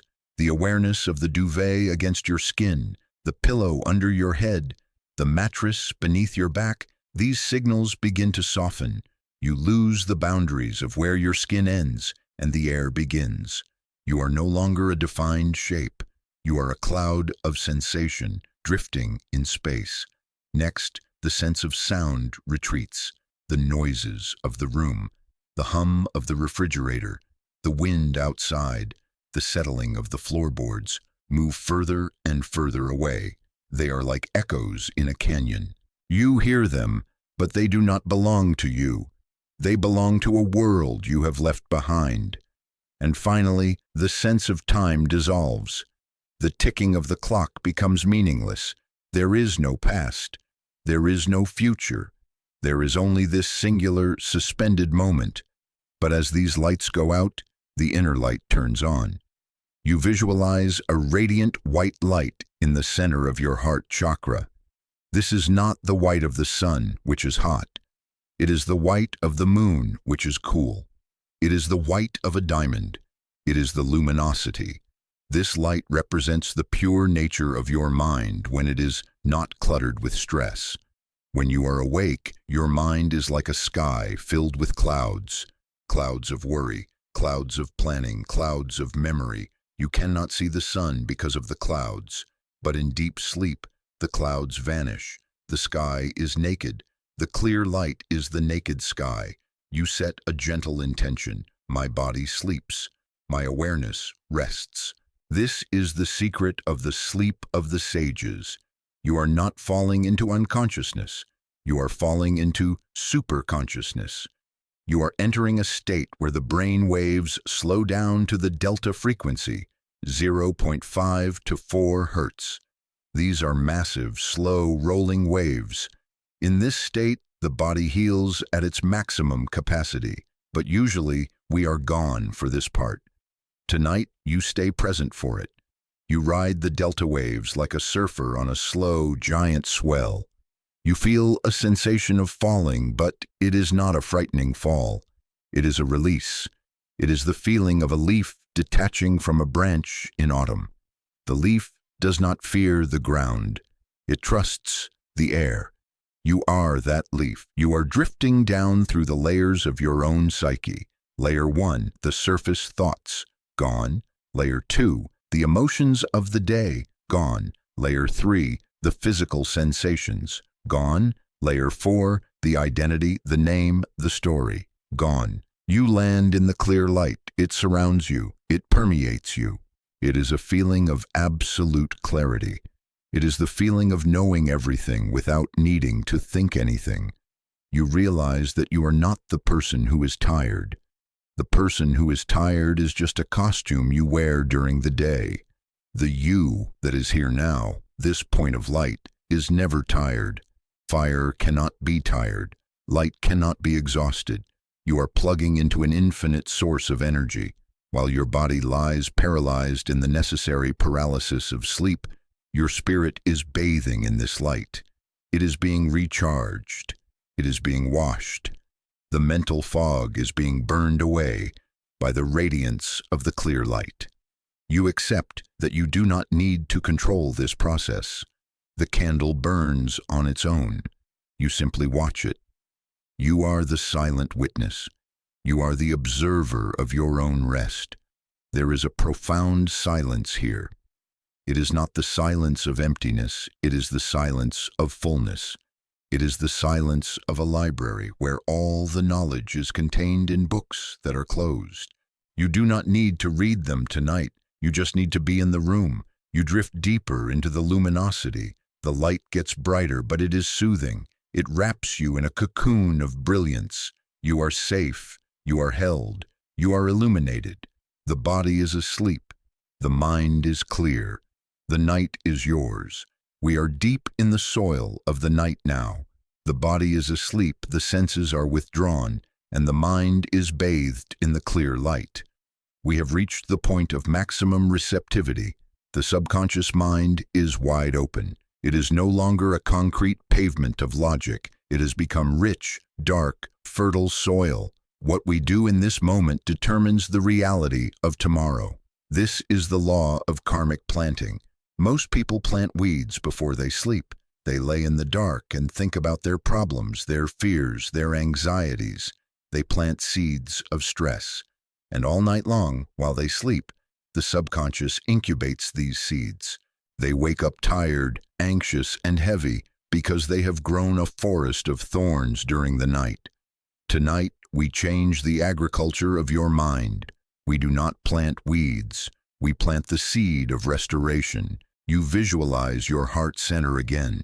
See it as a garden bed of dark, velvet earth. It is warm, it is moist, it is ready to receive. You visualize a single syllable, a single sound glowing like a neon ember. In the Tibetan tradition, this is often the syllable tam, green, or hri, red. But for you tonight, it is simply a tiny sphere of golden light. This is the seed syllable. This seed contains the DNA of your perfect tomorrow. Compressed inside this tiny point of light is the energy of joy. Inside it is the energy of patience. Inside it is the solution to the problem you couldn't solve today. Inside it is the feeling of waking up refreshed. You take this golden seed and you gently press it into the soil of your heart. You bury it deep. You cover it with the warm earth of sleep. You set the intention, I am planting peace. You assimilate the biological truth of incubation. Sleep is not just a pause button, it is an active state of growth. While you are unconscious, your brain is rewiring itself. It is strengthening the neural pathways of the things you focused on right before sleep. This is called neuroplasticity. By focusing on this golden seed of peace right now, you are telling your brain, grow this. Do not grow the worry. Do not grow the fear. Grow this light. You feel a sense of relief knowing that you do not have to build tomorrow right now. You just have to plant the seed. The night will do the work. The sleep will provide the water. The silence will provide the nutrients. Think of the farmer. He does not stand over the field all night yelling at the corn to grow. He plants the seed, and then he goes to sleep. He trusts the earth. He trusts the seasons. He knows that the work of growing happens in the dark. You are the farmer.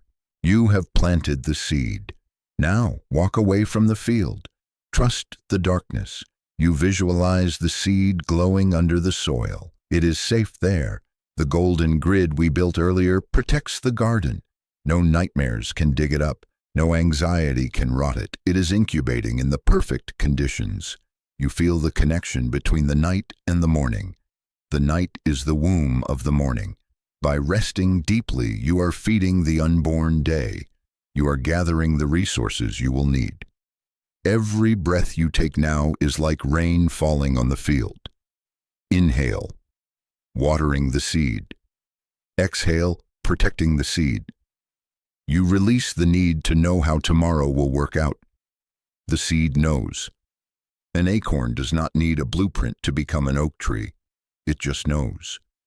Your seed knows how to become a successful, happy day. You surrender the how to the intelligence of the seed. You feel a subtle expansion in your chest. This is the feeling of potential. It is the feeling of a coiled spring, gathering energy, waiting for the right moment to release, but not yet. Now is the time for coiling. Now is the time for gathering. You realize that sleep is the most productive thing you can possibly do. You are not wasting time. You are creating the future. You are building the battery power that will run your life. The seed is planted. The soil is closed. The work is finished. You allow yourself to sink back into the role of the observer. You watch the garden in the dark. It is quiet. It is still. But underground, a miracle is beginning. The alchemy of the night is turning rest into power. You sleep with the confidence of a gardener who knows the harvest is guaranteed. We have reached the end of the path. We have walked through the physical body, through the energy shield, through the clear light, and into the garden of seeds. Now we stand at the edge of the known universe. We stand at the precipice of the great void. In the Tibetan tradition, this is called Mahamudra, or the Great Seal. It is the ultimate letting go. It is the dissolution of the separator between the sleeper and the sleep. There is nothing left to do. There is nothing left to visualize. There is nothing left to protect. The final step is not a step forward. It is a dropping down. Imagine the universe is a great tent, and you are folding it up for the night. You visualize the walls of the room you are in. They are made of mist. They begin to dissolve. The ceiling dissolves into the sky. The floor dissolves into the earth. The structure of the house melts away. You are floating in infinite space. You visualize the bed you are lying on. It dissolves. It turns into a cloud, then into air, then into nothing. You are supported by nothing but the fabric of existence itself. You are held by gravity and grace. You visualize your own body, the hands, the feet, the chest, the head. They dissolve. They turn into atoms, shimmering and dancing, spreading out into the night. You no longer have a shape. You are not a man or a woman. You are not young or old. You are just a field of awareness, wide and boundless. This is the great dissolution. It sounds scary to the ego, but to the soul it is the ultimate relief. It is the relief of taking off a tight shoe. It is the relief of putting down a heavy mask. You do not have to be someone tonight. You can just be. You feel the final drop. It is the sensation of an elevator cable being cut, smooth, fast, and weightless. You drop past the thoughts. You drop past the dreams. You drop past the darkness. You are descending into the ocean of delta. This ocean is dark, warm, and bottomless. It is the womb of the universe. It is the place where all life comes from and where all life returns to recharge. You assimilate the final truth about control. Your conscious mind, the little pilot that has been trying to fly the plane all day, processes about 40 bits of information per second. It is tired. It is weak. It is flickering. Your subconscious mind, the ocean you are falling into, processes 40 million bits of information per second.